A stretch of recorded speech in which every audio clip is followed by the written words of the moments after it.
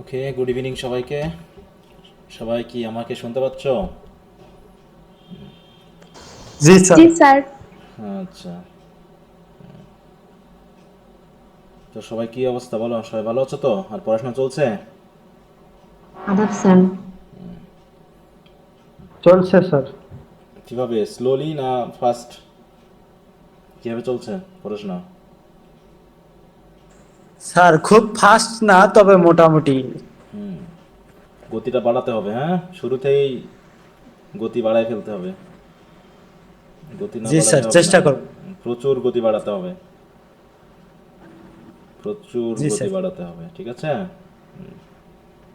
জি sir. ওকে, তো আমরা পড়ছিলাম, আমাদের পড়া হচ্ছিল, আচ্ছা, সনেট 73 আমরা ওটা পড়েছি তাই না? ওটা আমরা সনেট কি কাকে বলে, তারপরে সনেটের প্রকারভেদ, তাই না? তারপরে হচ্ছে তোমার স্ক্যানশন রিলেটেড যে ফুট মেজার, তাই না? আয়াম্বিক বলতে কি বোঝায়, এগুলো তো মোটামুটি আমরা কিছু জেনেছি। এবং তোমাদের যে শিটটা দিয়েছি সেখান থেকে আমরা আবার একটু line by line analysis, stanza wise analysis, sonnet type, এগুলো একটু পড়তে বলেছিলাম। তো কি সবাই পড়েছো বলো তো? বলো। পড়েছো সবাই? অত সব ভালো না লাগে, ছেড়ে দাও। কেউ কথা বলছো না কেন? পড়োনি? বলেছি স্যার। পড়েছো? শুরু থেকেই কিন্তু পড়াশোনা ভালো মতো করতে হবে, তা নাহলে এই যে কালকে পরীক্ষা, আজকে এসে বলবা স্যার এই প্রশ্ন বুঝি নাই, ওই প্রশ্ন বুঝি নাই, কেন এটা কি ওটা কি সেটা কি, অথচ এগুলো আগে থেকে পড়ানো সব হয়ে গেছে। সে আর খুঁজে পাচ্ছে না কোন ক্লাসে কোনটা আছে, ঠিক আছে তো? এতগুলো ক্লাস হয়ে যাবে যে তুমি খুঁজে পাবে না কোন ক্লাসে কোনটা আছে। অতএব যখন যেটা পড়ার তখন সেটা পড়ে নিতে হবে। আচ্ছা, তো 73, সনেট 73 সম্পর্কে আমরা থিমেটিক আইডিয়াগুলো পড়েছি, স্টেঞ্জা ওয়াইজ আলোচনা দিয়েছিলাম, সেগুলো তোমরা পড়েছো, লাইন বাই লাইন অ্যানালাইসিস, একই জিনিস ঘুরে ফিরে। বাকি যে শীটের আলোচনাগুলো আছে, থিমেটিক ডিসকাশন, হ্যাঁ, ওইগুলো তোমরা এখন বাসায় নিজে নিজে পড়তে থাকো, কারণ ওইগুলো আমি এখন আর পড়াবো না। আস্তে আস্তে তোমাদেরকে আবার যখন রিভিশনে আনবো তখন দেখবা যে তোমরা ওইগুলো বুঝতে শিখে গেছো। এখন শুধু আমি পড়াই দিলে তোমাদের পড়াটা হবে না, তোমরা ডিকশনারি খুঁজে খুঁজে ওয়ার্ড মিনিংগুলো জানো আর পড়তে থাকো, ঠিক আছে? আজকে আমরা এই যে ফাইভ যে সেন্টেন্স স্ট্রাকচার আমরা পড়েছিলাম, তাই তো? এখানে যে ফাইভ সেন্টেন্স স্ট্রাকচার এবং sorry, five sentences with each of the structure, এটা আমরা করাতে বলেছিলাম, সবাই নিশ্চয়ই করেছিল তাই না? হ্যাঁ, আমরা সেন্টেন্স স্ট্রাকচার শিখেছিলাম কয়টা বলো তো? 9টা নয়টা স্যার। স্যার। 9টা সেন্টেন্স স্ট্রাকচার, তাই তো? এই 9টা সেন্টেন্স স্ট্রাকচার দিয়ে আমরা সেন্টেন্স লিখতে বলেছিলাম। তো সবাই কি লিখেছিলাম বলো? জি স্যার। আচ্ছা, জি তো স্যার। জি যদি স্যার। যদি লিখে থাকো তা আজকে আমরা কয়েকটা চেক করব, ঠিক আছে তো? আজকে আমি এই ক্লাসেই কয়েকটা চেক করব এবং সমস্যাগুলোর সমাধান দেওয়ার জন্য, আর বাকিগুলো সবার ইনবক্সে ঢুকে ঢুকে আমি চেক করব। যদি এখনও কেউ 9টা সেন্টেন্স স্ট্রাকচারগুলো বুঝে সেন্টেন্স লিখে দাওনি, তার আগামী ক্লাসের আগেই দিয়ে দিবা। আগামী ক্লাস মানে আগামী কালকের মধ্যে দিয়ে দিবা, আমি সবার ইনবক্সে ঢুকে ঢুকে চেক করব, ঠিক আছে তো? আর আজকে আমি কয়েকজনের চেক করব, যারা যারা লিখেছো তারা কারণ এইগুলো আগে, এই গ্রামাটিক্যাল এই ব্যাপারগুলো না নিলে তোমরা ওই যে লেখালেখির যে পড়াগুলো, এগুলো একটু সমস্যা হবে। আমরা 2 দিন সেন্টেন্স স্ট্রাকচার নিয়ে আলোচনা করার পর এরপর আমরা চলে যাব আরেকটা কবিতাতে, ঠিক আছে? আবার একটা কবিতা পড়বো। এরকম করে আমরা কিছুটা লিটারি টার্মস, লিটারি বিষয়গুলো আগিয়ে যাব, কিছু কিছু আমরা হচ্ছে সেন্টেন্স স্ট্রাকচার গ্রামারগুলো নিয়ে আলোচনা করব। তাহলে সবাই একটু লাইক চিহ্ন দাও, তোমাদের যারা যারা লিখেছিলা একটু ফেসবুকে গিয়ে যার যার ইনবক্সে গিয়ে একটু লাইক দিবা, ঠিক আছে তো? আমি ওগুলো একটু চেক করব এবং সবাই একটু মনোযোগের সহিত দেখবা। যদি কারো কোনো প্রবলেম থাকে সেই প্রবলেমগুলো ক্লাসে বলবা, ঠিক আছে তো? হ্যাঁ, আচ্ছা, প্রথমে পেয়েছি আমি আরাফাতের। সবারগুলো দেখবো না, আমি জাস্ট এখান থেকে প্রথম কয়েকজনের দেখবো, ঠিক আছে তো? অতএব টেনশন করার কিছু নাই। আচ্ছা, অনেকেই লিখেছো, আমি প্রথমে দেখছি আরাফাত আছে, আরাফাত আকাশ। খুব বেশি মনোযোগ দিবা, একটু ভালো করে খেয়াল করবা। 9টা স্ট্রাকচার সবাই ঠিকমতো বুঝেছো কিনা, না বুঝে থাকলে সেটাও বলবা, কারণ রাইটিং ব্যাপারগুলো কিন্তু এখানে খুব জরুরি হিসাবে কাজ করবে। আচ্ছা, আমি আগে একটু এগুলো নামাই নিই।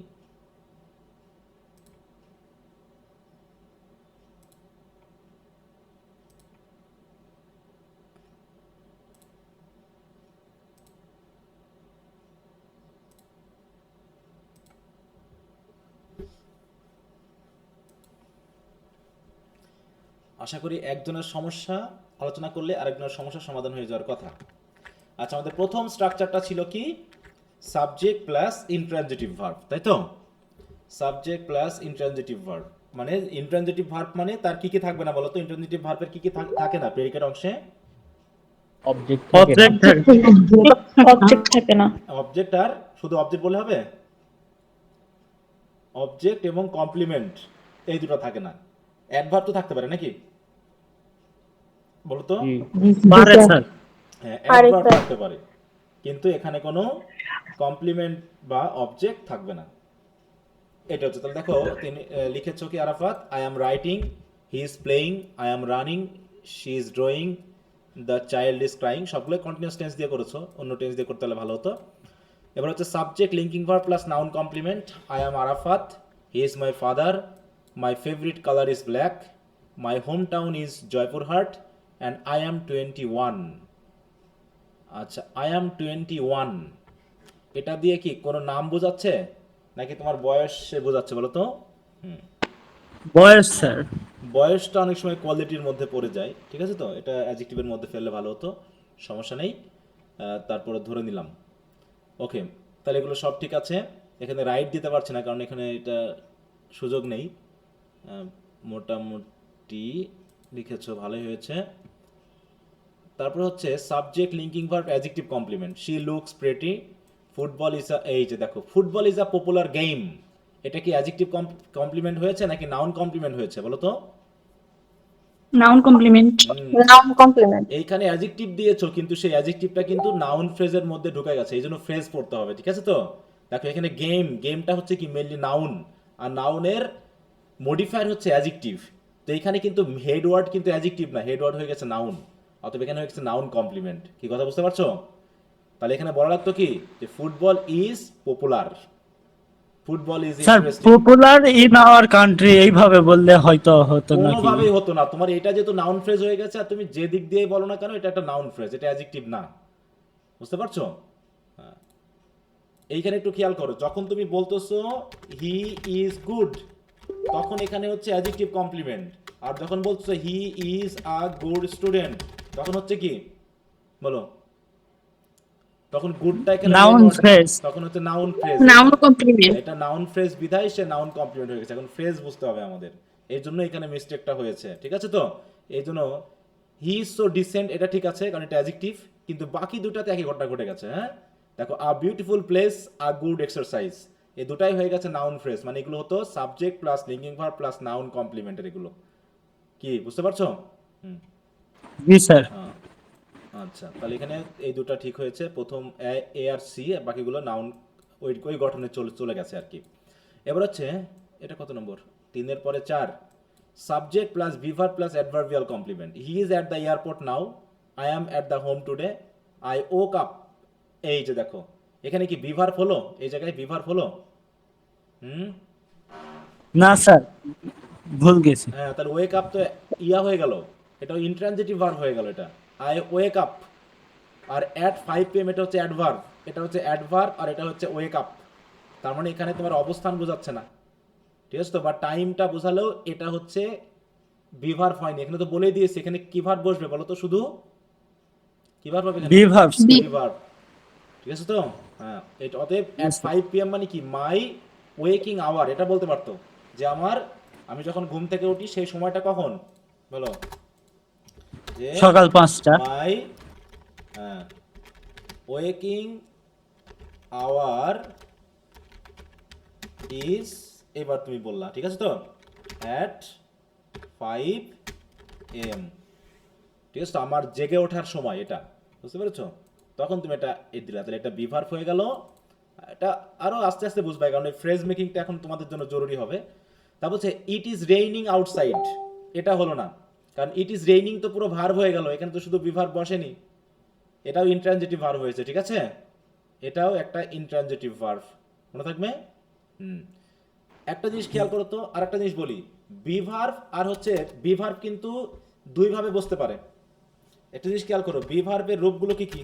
হ্যাঁ, am, is, is are was, were, being, been, আর আছে? এই হচ্ছে ভার্ব।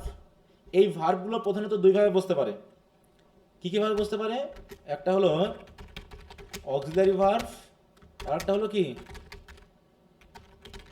Principal verb. ঠিক আছে তো? প্রিন্সিপাল ভার্ব হিসাবে বি ভার্ব দুই জায়গায় বসে। একটা হচ্ছে বি ভার্ব প্রিন্সিপাল ভার্ব হিসাবে কয় জায়গায় বসে বললাম? বলো। দুই জায়গায়। প্রিন্সিপাল ভার্ব হিসাবে দুই জায়গায় বসে। একটা হচ্ছে কি? একটা হচ্ছে লিঙ্কিং ভার্ব হিসাবে, আর একটা হচ্ছে এই যে বি ভার্ব হিসাবে। এই দুই জায়গায় ছাড়া বাকি জায়গায় সব সে অক্সিলারি ভার্ব হবে। কেমন? অক্সিলারি ভার্ব হিসাবে সে কন্টিনিউয়াস টেন্সের সাথে বসে। ঠিক আছে তো? কন্টিনিউয়াস টেন্সে খেয়াল করো, কন্টিনিউয়াস টেন্সে সে কি বসে? প্রথমে বি ভার্ব, তারপরে কি প্লাস হচ্ছে ভার্বের সাথে কি বসে? আইএনজি। আরেকটা ING জায়গাতে বসে, এই আরেকটা জায়গায় বসে, সেটা হলো কি অক্সিলারি ভার্ব হিসেবে সে টোটাল দুই জায়গায় বসতে পারে। বলো তো? আরেকটা হচ্ছে প্যাসিভ ভয়েস। প্যাসিভ ভয়েসে, ঠিক আছে তো? সেখানে বসে কি কিভাবে? বি ভার্ব প্লাস হচ্ছে ভার্বের পাস্ট পার্টিসিপল। Past participle. হ্যাঁ, তাহলে এই দুই জায়গায় সে যখনই বি ভার্বের পর ভার্বের সাথে আইএনজি থাকবে, তার মানে বুঝতে হবে কন্টিনিউয়াস টেন্স। আর বি ভার্বের পরে ভার্বের পাস্ট পার্টিসিপল থাকা মানে সেটা প্যাসিভ ভয়েসে। আর যদি বি ভার্ব শুধু সিঙ্গেল বসে, তাহলে বুঝতে হবে বি ভার্ব হয় লিঙ্কিং ভার্ব হিসেবে বসেছে, আর নয় বি ভার্ব হিসেবে অ্যাডভার্ব নিয়ে বসেছে। মনে থাকবে? কেমন? ওই যে বললাম যে হি ইজ গুড, এইখানে ইজটা কি প্রিন্সিপাল ভার্ব নাকি অক্সিলারি ভার্ব? বলো তো? প্রিন্সিপাল। হ্যাঁ, Principal. Is principal verb. তার বললাম হি ইজ অ্যাট কলেজ, এখানে কি ইজ কি principal sir. Principal verb. Principal verb. তাহলে এখানে হচ্ছে সে লিঙ্কিং ভার্ব, আর এখানে হচ্ছে কি বি ভার্ব। মনে থাকবে? এরপর যদি আমি বলি যে হি ইজ স্লিপিং নাও, তখন কি ইজটা কি Be verb. Auxiliary. Auxiliary verb. এটা তো বি ভার্বই, এখানে তো সবই তো এও বি ভার্ব এও বি ভার্ব সবই বি ভার্ব, কিন্তু এখানে ইউজটা কি অক্সিলারি ভার্ব, তাই না? Auxiliary. অথবা বলতে পারি কি যে the rice is eaten by me, এখানে ইজটা কি Auxiliary verb. Auxiliary verb. Auxiliary verb. হ্যাঁ, এটা কন্টিনিউয়াস টেন্সে, আর এটা হচ্ছে কি প্যাসিভ ভয়েসে। Passive voice. অক্সিলারি ভার্ব হিসেবে আমরা দুই ভাবে পাবো, হয় কন্টিনিউয়াস টেন্সের সাথে পাবো, না প্যাসিভ ভয়েসের সাথে পাবো। আর প্রিন্সিপাল ভার্ব হিসেবে হয় লিঙ্কিং ভার্ব হিসেবে পাবো, আর না হয় এরকম ভাবে অ্যাডভার্ব সহ, তাতে অ্যাডভার্বিয়াল ফ্রেজ সহ বি ভার্ব হিসেবে পাবো। মনে থাকবে? অতএব এই যে ইট ইজ রেইনিং, যখন আমি বলতেছি ইট ইজ রেইনিং, মনে করে বললাম আমি, তাই তো? ইট ইজ, আর সরি, ইট ইজ রেইনিং, তখন ইজটা কি বি ভার্ব নাকি ইজটা অক্সিলারি ভার্ব? এখানে auxiliary. Auxiliary verb. Auxiliary verb, তাই না? অতএব এখানে কিন্তু আমরা এই যে ইট ইজ রেইনিং, এটা এই লিংক এটার সাথে হবে না। মনে থাকবে তো? তারপর she is at the restaurant now, এটা ঠিক আছে। তাহলে এখানে তোমার ভুল হয়েছে এই দুইটা, সি আর ডি। কি কথা বোঝা গেল? জি স্যার। দেখো, আমরা কিন্তু এভাবে আলোচনা করতে করতে অনেক কিছু শিখে যাব। অতএব ব্যাপারগুলো খেয়াল রাখতে হবে। আমরা এগুলো নিয়ে আলোচনা করব, কিন্তু আলোচনার সাপেক্ষে আমাকে অনেক কিছু বলতে হচ্ছে, যেগুলো ধীরে ধীরে শিখতে হবে, এগুলো আস্তে আস্তে আস্তে আস্তে। দেখো, আজকে আমরা বিভার্ব নিয়ে কথা বললাম পুরো। ইংলিশে বিভার্বের রূপ কয়টা বলো? এখানে কয়টা বিভার্বের রূপ পেয়েছি আমরা টোটাল? খেয়াল করো তো এই জায়গায়। 4টা। 1 2 3 4 5 6 7 8, 8টা। এর ভিতরে একটা হচ্ছে, এবার একটু খেয়াল করো এই জায়গাটা, একটু ভালো করে খেয়াল রাখবা। এর ভিতরে বেস ফর্ম, ঠিক আছে তো? বেস ফর্ম বা বেয়ার ইনফিনিটিভ বলা হয় বি কে। এই যে বি হচ্ছে মূল ভার্ব, এই মূল ভার্বের কি এটা মানে বেস ফর্ম, এখান থেকেই তো বাকিগুলো এসেছে, ঠিক আছে তো? তারপরে বলা হচ্ছে ফাইনাইট ফর্ম, সরি আমি আগে নন ফাইনাইট ফর্মটা দেখাইনি। দেখো, non finite form, non finite form হয় টোটাল 3টা, ঠিক আছে তো? একটা হলো কি বেস ফর্ম বা বেয়ার ইনফিনিটিভ, দ্বিতীয়টা হলো কি জিরান্ড অথবা প্রেজেন্ট পার্টিসিপল। Participle. হ্যাঁ, প্রেজেন্ট পার্টিসিপল, যেটা হচ্ছে চেহারা হয় সবসময় ভার্বের সাথে আইএনজি। আর একটা হচ্ছে কি Past participle. যেটা হচ্ছে কি বিন। তাহলে এই তিনটা হচ্ছে আমাদের কি ফর্ম বলো? Non finite form. যে কোনো ভার্বের Not silent. এই তিনটা আমাদের নন ফাইনাইট ফর্ম থাকবে। তারপর হচ্ছে ফাইনাইট ফর্ম হয় দুইটা, একটা হলো প্রেজেন্ট ফর্ম, ঠিক আছে তো, প্রেজেন্ট টেন্স, আর একটা হলো কি পাস্ট ফর্ম, যেটা বসে পাস্ট ফর্মের সাথে। তাহলে প্রেজেন্ট ফর্ম কি কি বলতো এই জায়গায়? স্যার এখানে 1 নম্বরে 2 প্লাস বি হবে না? না, ওটা তো আমি বেয়ার ইনফিনিটিভ বলেছি, টু বি বা বি। আমি বেস ফর্ম বা বেয়ার ইনফিনিটিভ, ওটা যদি ফুল ইনফিনিটিভ দাও তাহলে টু বি হবে, হবে না কেন? ওয়াজ, ওয়ার, এই দুটো একই জিনিস, ঠিক আছে তো? এই দুটো একই জিনিস। যদি তুমি বলো ফুল ইনফিনিটিভ, ফুল ইনফিনিটিভ মানে কি? টু বি, এই দুটো একই জিনিস, ঠিক আছে তো? কারোর সাথে টু বি বসে, কারোর সাথে বেয়ার ইনফিনিটিভ বসে, মনে থাকবে? যেমন আমি যদি এখন বলি যে I want to be a doctor, এখানে একটু খেয়াল করো তো, এখানে টু বি বসেছে। জি স্যার। আর যদি বলি I shall be a doctor, তখন কোথায় কি কি বসেছে?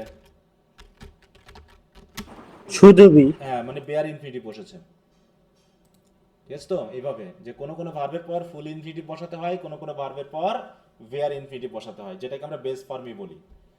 ইনফিনিটিভের কখনো টুটা থাকে, কখনো থাকে না, কি বুঝতে পেরেছো? তো প্রত্যেকটা ভার্বের কিন্তু এই রকম ফর্ম থাকে। তিনটা থাকে নন ফাইনাইট ফর্ম, আর দুটো থাকে ফাইনাইট ফর্ম। ফাইনাইট ফর্ম মানেই যাদের সাথে টেন্স চেনা যায়, যাদের টেন্স দ্বারা প্রভাবিত হয়, এগুলোকে বলা হয় ফাইনাইট ফর্ম। আর নন ফাইনাইট ফর্ম কি? তাদের নিজস্ব চেহারা আছে, এগুলো টেন্স দ্বারা প্রভাবিত হয় না, সাবজেক্ট ভার্ব দ্বারাও, মানে সাবজেক্ট বা এগুলো দ্বারা প্রভাবিত হয় না, তাদের চেহারা আলাদা। বেস ফর্ম বা বেয়ার ইনফিনিটিভ মানে হচ্ছে একদম মূল ফর্মটা, ঠিক আছে তো?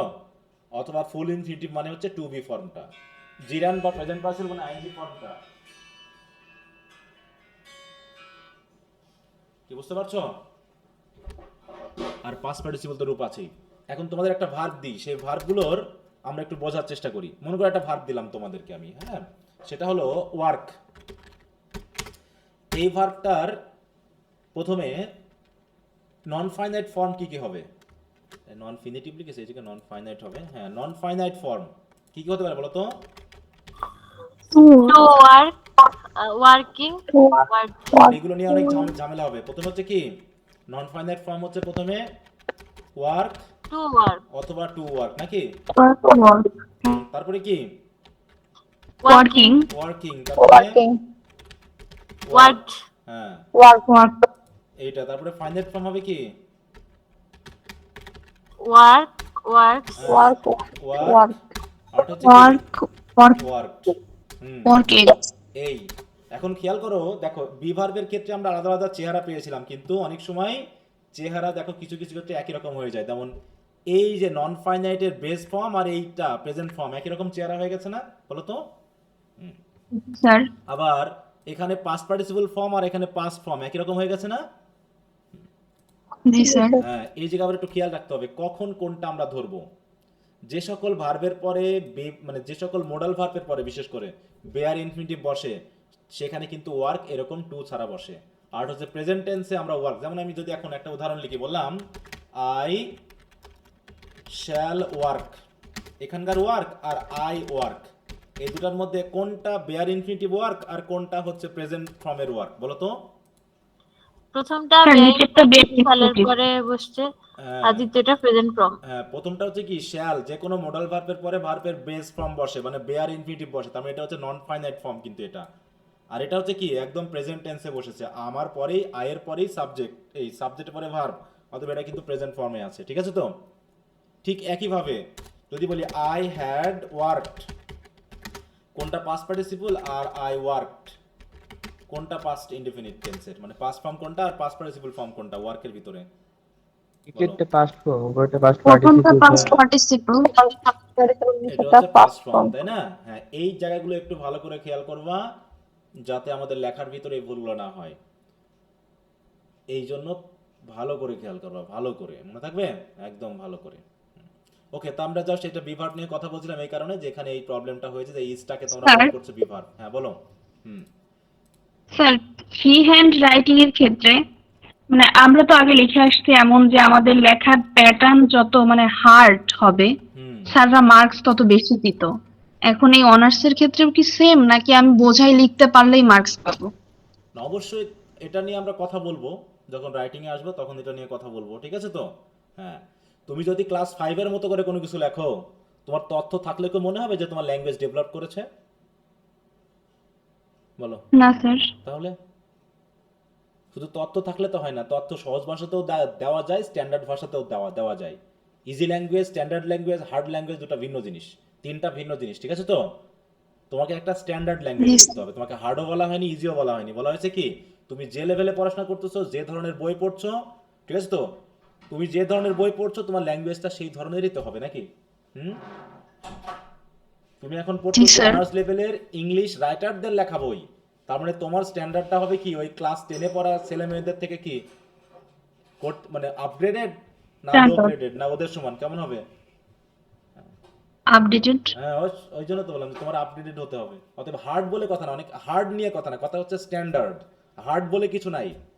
তুমি যে পেশাতে যখন কাজ করবা সেই পেশা অনুসারে তুমি কিছু ল্যাঙ্গুয়েজ শিখেই যাবা।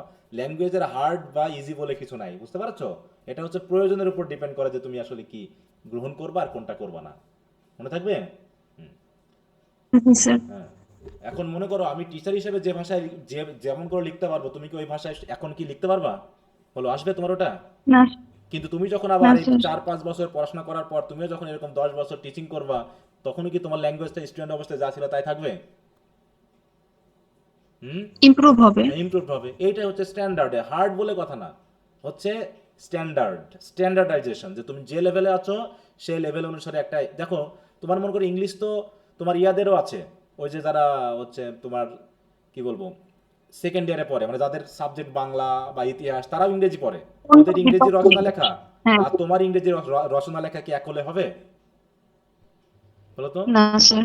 তুমি ইংলিশ নিয়ে পড়ো তো, অতএব তোমার ল্যাঙ্গুয়েজ, ওয়ার্ড চয়েস ওদের মতো হলে তো হবে না। অতএব অটোমেটিক তোমার মধ্যে একটা পার্থক্য তৈরি হয়ে যাবে, অতএব ওটা নিয়ে টেনশন না। টেনশনটা হচ্ছে আমি এই যে আমি তোমাকে যে প্যাসেজগুলো পড়তে দিয়েছি, আমি যে শিটটা দিয়েছি, এই শিটে যে ল্যাঙ্গুয়েজগুলো আছে এখন তোমার কাছে হার্ড মনে হবে, কারণ তুমি আগে এগুলো পড়োনি। কিন্তু তুমি যখন আবার সেকেন্ড ইয়ারে উঠে যাবা তখন এই ল্যাঙ্গুয়েজগুলো তোমার কাছে ইজি মনে হবে। মনে থাকবে? অতএব স্টেপ জি বাই স্যার। স্টেপ তুমি ডেভেলপ করবে। এখন তোমার কাছে যদি এটা হার্ড মনে হয় আর তুমি যখন স্যার আমি পড়তে পারছি না আর পড়বো না, আমাকে ইজি ল্যাঙ্গুয়েজ দরকার, তাহলে তোমার কি কখনো আপগ্রেডেশন হবে? তুমি কি কখনো ডেভেলপ করতে পারবা?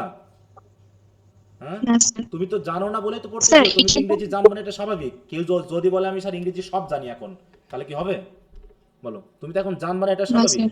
কিন্তু তোমাকে এখন পড়তে হবে, তুমি আগামী 1 বছর পড়াশোনা করবা, অর্থাৎ তুমি এখানে ল্যাঙ্গুয়েজ জানবা, তোমার এখানে গ্রামার জানবা, ভোকাবুলারি জানবা, তোমার সেন্স ডেভেলপ হবে, অর্থাৎ তোমার আস্তে আস্তে আপডেট হবে। হ্যাঁ, আচ্ছা বলো। হুম স্যার বলতেছিলাম এই লেখাটা কি আপনার ওই লেখার বিস্তৃতির উপর মার্কস ডিপেন্ড ওগুলা করে, পরে নাকি আমি পরে অল্প এখন না, স্টার্ট? প্লিজ এখন আসো না, তোমাকে যে আমি এখনো তো টেক্সটই পড়ি না, তুমি এখন কি বুঝবা? তোমাকে আমি কিছু বোঝাতে পারবো? অতএব এগুলো এখন বাড়তি কথা। হ্যাঁ, ওগুলো পরে, ওগুলো নিয়ে এখন কোনো কথা হবে না। স্যার একটা কথা বলতাম। হ্যাঁ বলো, আমি যেখানে আছি সেখানে কথা বলো, আমি তোমাদের এখন যেখানে শেখাচ্ছি সেইখানে কথা বলো। তুমি এখন ওই মাঝখানে ষষ্ঠ মাসে যে কথা বলবো ওই কথা এখন বুঝতে গেলে তুমি বুঝবা না। হ্যাঁ বলো। স্যার স্যার ওই যে সাবজেক্ট নিয়ে আর কি, ওই যে আমাদের একটা সাবজেক্ট আছে না, বাংলা বা সোসিওলজি বা আরেকটা নিতে পারবো। হুম তা হুম এই বিষয়ে আমি কলেজে কথা বললাম, তা হুম বললো যে কলেজ ঠিক করে দেবে যে হ্যাঁ, আমরা এটা কোন এটা যার সাবজেক্ট যার নেব। কলেজ, এটা যার যার কলেজ, সেই কলেজে যেটা যেটা পড়ানো হবে সেটা। কিন্তু তুমি তোমার আচ্ছা যেটা খুশি তুমি সেটা নিতে পারো, এটা কলেজে তোমাকে চাপাই দিতে পারে না। তোমার যদি মনে হয় যে আমি বাংলা নিবা তবে বাংলা নিতে পারো, সোশ্যালজি নিলে সোশ্যাল লোতে নিতে পারো, অথবা তোমারটা তোমাকে পড়ে নিতে হবে। অনেকে দেখেছে 1-2 জন থাকে বলে কলেজ অনেক সময় চাপিয়ে দেয় যে তুমি এটাই নাও। তোমার যদি ভালো না লাগে তুমি তোমার মতো একটা ভালো সাবজেক্ট নিতে পারো। সোশ্যোলজি আর বাংলার আচ্ছা মধ্যে আচ্ছা। অবশ্যই বাংলাটা আপগ্রেডেড হবে, বাংলাটা প্রয়োজনীয় সাবজেক্ট হবে। অতএব তোমার হয়তো কলেজে ক্লাস নিবে না বিধায় তোমাকে বলে তুমি সোশ্যোলজি নাও, ঠিক আছে? তো তোমাকে বলতেই পারে যে তুমি নিতে পারো বা নাও, এটাই নিবা, মানে আমি অন্যটা নেওয়া যাবে না। মানে এখানে আমার নিজের মতামত প্রকাশ করার মতো হ্যাঁ মানে সুযোগ আছে, তাই হ্যাঁ, তো? মানে 3টা আছে, তুমি যে কোনো একটা ওখান থেকে নিবা। তুমি একা হলেও তোমাকে একা নিতে আচ্ছা তারা বাধ্য, বুঝতে পারছো? যে স্যার আমি আমার পড়া পরে আচ্ছা পরে নিব, এটা হলো ব্যাপার। আচ্ছা স্যার ঠিক হুম আছে। আচ্ছা, তাহলে আমরা ভার্ব নিয়ে কথা বললাম, আশা করি ভার্বটা বুঝতে পেরেছো। এইখানে আমরা চলে আসি পুনরায় আমাদের কাজে। দেখো এই প্র্যাকটিস করতে করতে বা এই সমাধান দিতে দিতে অনেক কিছু কথা কিন্তু চলে আসবে। ক্লাসগুলো ভালো করে মনোযোগ দিবা। আচ্ছা, এবার বলছে subject plus monotransitive verb plus object. I like cricket, he helped me, Milon sir teaches us, teaches বানানে ভুল হয়েছে কিন্তু, ঠিক আছে তো, এ বাদ গেছে। She likes flower, I love potato biscuit. আচ্ছা ঠিক আছে, এগুলো সবই ঠিক আছে, subject plus monotransitive verb plus object. তারপর হচ্ছে 6 number, subject factitive verb plus object noun complement. We made him captain, my parents gifted me, এই যে এখানে হলো না। আচ্ছা, উই এই জায়গায় আমি বুঝতে চাইছিলাম যে এখানে তোমাদের সমস্যাটা হবে। দেখো, we made him captain, him আর ক্যাপ্টেন কি আলাদা কেউ না একই জন? বলো তো। একই জন। একই জন, কিন্তু এখানে মি আর স্মার্টফোন কি একই জন? না স্যার। তাহলে তো এটা দুটো আলাদা আলাদা অবজেক্ট। ক্যাপ্টেনটা হচ্ছে অবজেক্টের কমপ্লিমেন্ট কিন্তু, আর এখানে মি একটা অবজেক্ট আর নিউ স্মার্টফোন একটা অবজেক্ট। তাহলে এটা কোন গঠনের মধ্যে পড়ে গেল, কেউ বলতে পারবা? দুটো অবজেক্ট আছে যার, কোন গঠন সেটা? ট্রানজিটিভ। হ্যাঁ, ডাইট্রানজিটিভ। তাহলে মাই প্যারেন্টস হচ্ছে সাবজেক্ট, গিফটেড হচ্ছে কি ডাইট্রানজিটিভ। প্রথমটা হচ্ছে ইনডাইরেক্ট অবজেক্ট, পরেরটা হচ্ছে ডাইরেক্ট অবজেক্ট। বুঝতে পেরেছো? দুটোর মধ্যে কিন্তু পার্থক্য আছে, এই জায়গায় মিশিয়ে ফেলবা সেটা আমি জানি, ঠিক আছে তো। তাহলে কি দাঁড়ালো এখানে, যে হি গেভ মি সাম মানি, তাহলে এটা হচ্ছে কি মি আর সাম মানি আলাদা। আর বলতে পারি কি হি কল্ড মি মিলন। পার্থক্যটা বোঝো তো দুটার মধ্যে। এই মিলন আর মি কি আলাদা না একই জন? একই জন। একই জন। এটা হচ্ছে অবজেক্ট, এটা হচ্ছে অবজেক্টের কমপ্লিমেন্ট। এখানে কিন্তু আলাদা আলাদা অবজেক্ট না। আর এখানে মি আর সাম মানি একই জন না, দুটো আলাদা আলাদা অবজেক্ট। এবং এখানে গিভ মানে কি দেওয়া, কি দেওয়া, ডাইরেক্ট অবজেক্ট হচ্ছে সাম মানি, আর কে নাই সেটা মি। আর এখানে হি কল্ড মি মিলন, সে আমাকে মিলন বলে ডাকে, মানে আমার একটা পরিচয়। এখানে সাম মানে কিন্তু আমার কোনো পরিচয় না। কমপ্লিমেন্ট হতে হলে কি অবজেক্ট বা সাবজেক্টের পরিচয় হতে হবে বা তার কোয়ালিটি হতে হবে, মনে থাকবে। অতএব পাশাপাশি দুটো অবজেক্ট, দুটো ওয়ার্ড বসালেই যে আমার ডাবল অবজেক্ট হয়ে যাবে বা আমার ওখানে ফ্যাক্টিটিভ অবজেক্ট হয়ে যাবে এমন কিন্তু না, মনে থাকবে। এবার বোঝা গেছে বিষয়টা? জি স্যার। আচ্ছা, তাহলে এই জায়গাটা ভুল হলো। The villagers made him councillor, হ্যাঁ, গ্রামবাসী তাকে কাউন্সিলর বানালো, তাহলে সেই হচ্ছে কাউন্সিলর। তাহলে the cat name Kitty, the cat name Kitty মানে স্যার ইজ মনে হয় ভার্ব বাদ গেছে সম্ভবত। কেন ভার্ব দিলে তোমার ডাবল অবজেক্ট কই, মানে কমপ্লিমেন্ট কই, অবজেক্ট আর কমপ্লিমেন্ট কই, বলো। স্যার ভুল হয়ে গেছে তাহলে। তাহলে ক্যাট তো হবে অবজেক্টে আর কিটি হবে তার অবজেক্টের কমপ্লিমেন্ট। তাহলে সাবজেক্টও তো একটা অন্য কিছু থাকবে, যা উই নেমড, তাই তো, we named the cat Kitty, এই গঠনে আসবে। তুমি প্যাসিভের সেন্সে যেতে যাচ্ছ, প্যাসিভের সেন্স এখন আসবে না, পরে, ওটা যখন প্যাসিভ নিয়ে কথা বলবো তখন আসবে, বুঝতে পেরেছো? তাহলে এখানে দেখো জি স্যার। সেন্সই আসছে না কিন্তু, এটা the cat name Kitty, the cat name Kitty. আচ্ছা, কে আই ডবল টি ওয়াই, আচ্ছা বললাম, এর মাধ্যমে কোনো সেন্স আসেনি, অর্থাৎ তোমাকে বলতে হবে কি we named the cat, K I double T Y, ঠিক আছে তো, আমরা ক্যাটটার নাম কিটি দিয়েছিলাম। তাহলে এখানে দ্য ক্যাট হলো অবজেক্ট আর কিটি হলো কি তার অবজেক্টের কমপ্লিমেন্ট, মনে থাকবে? জি স্যার। হ্যাঁ। তারপর বলছে we call him proud boy of Joypurhat, হ্যাঁ এটাও হবে, যে আমরা তাকে প্রাউড বয় অফ জয়পুরহাট বলে ডাকি। Very good. তাহলে যেগুলো ভুল হচ্ছে সেগুলো একটু খেয়াল করে নিবা। জি স্যার। তারপরে 7 number, subject factory verb object adjective complement. She made me, কি লিখছো, ফুলফিল মানে কি? জি স্যার, এর বানানটা ভুল গেছে, মানে কি বলতে পরিপূর্ণ বুঝাইছি মানে। তাহলে she made me completed or fulfilled, adjective form দিতে হবে তো। এটা তো ফুলফিল তো হলো তোমার ভার্ব, ফুলফিল হলো ভার্ব, তাই না?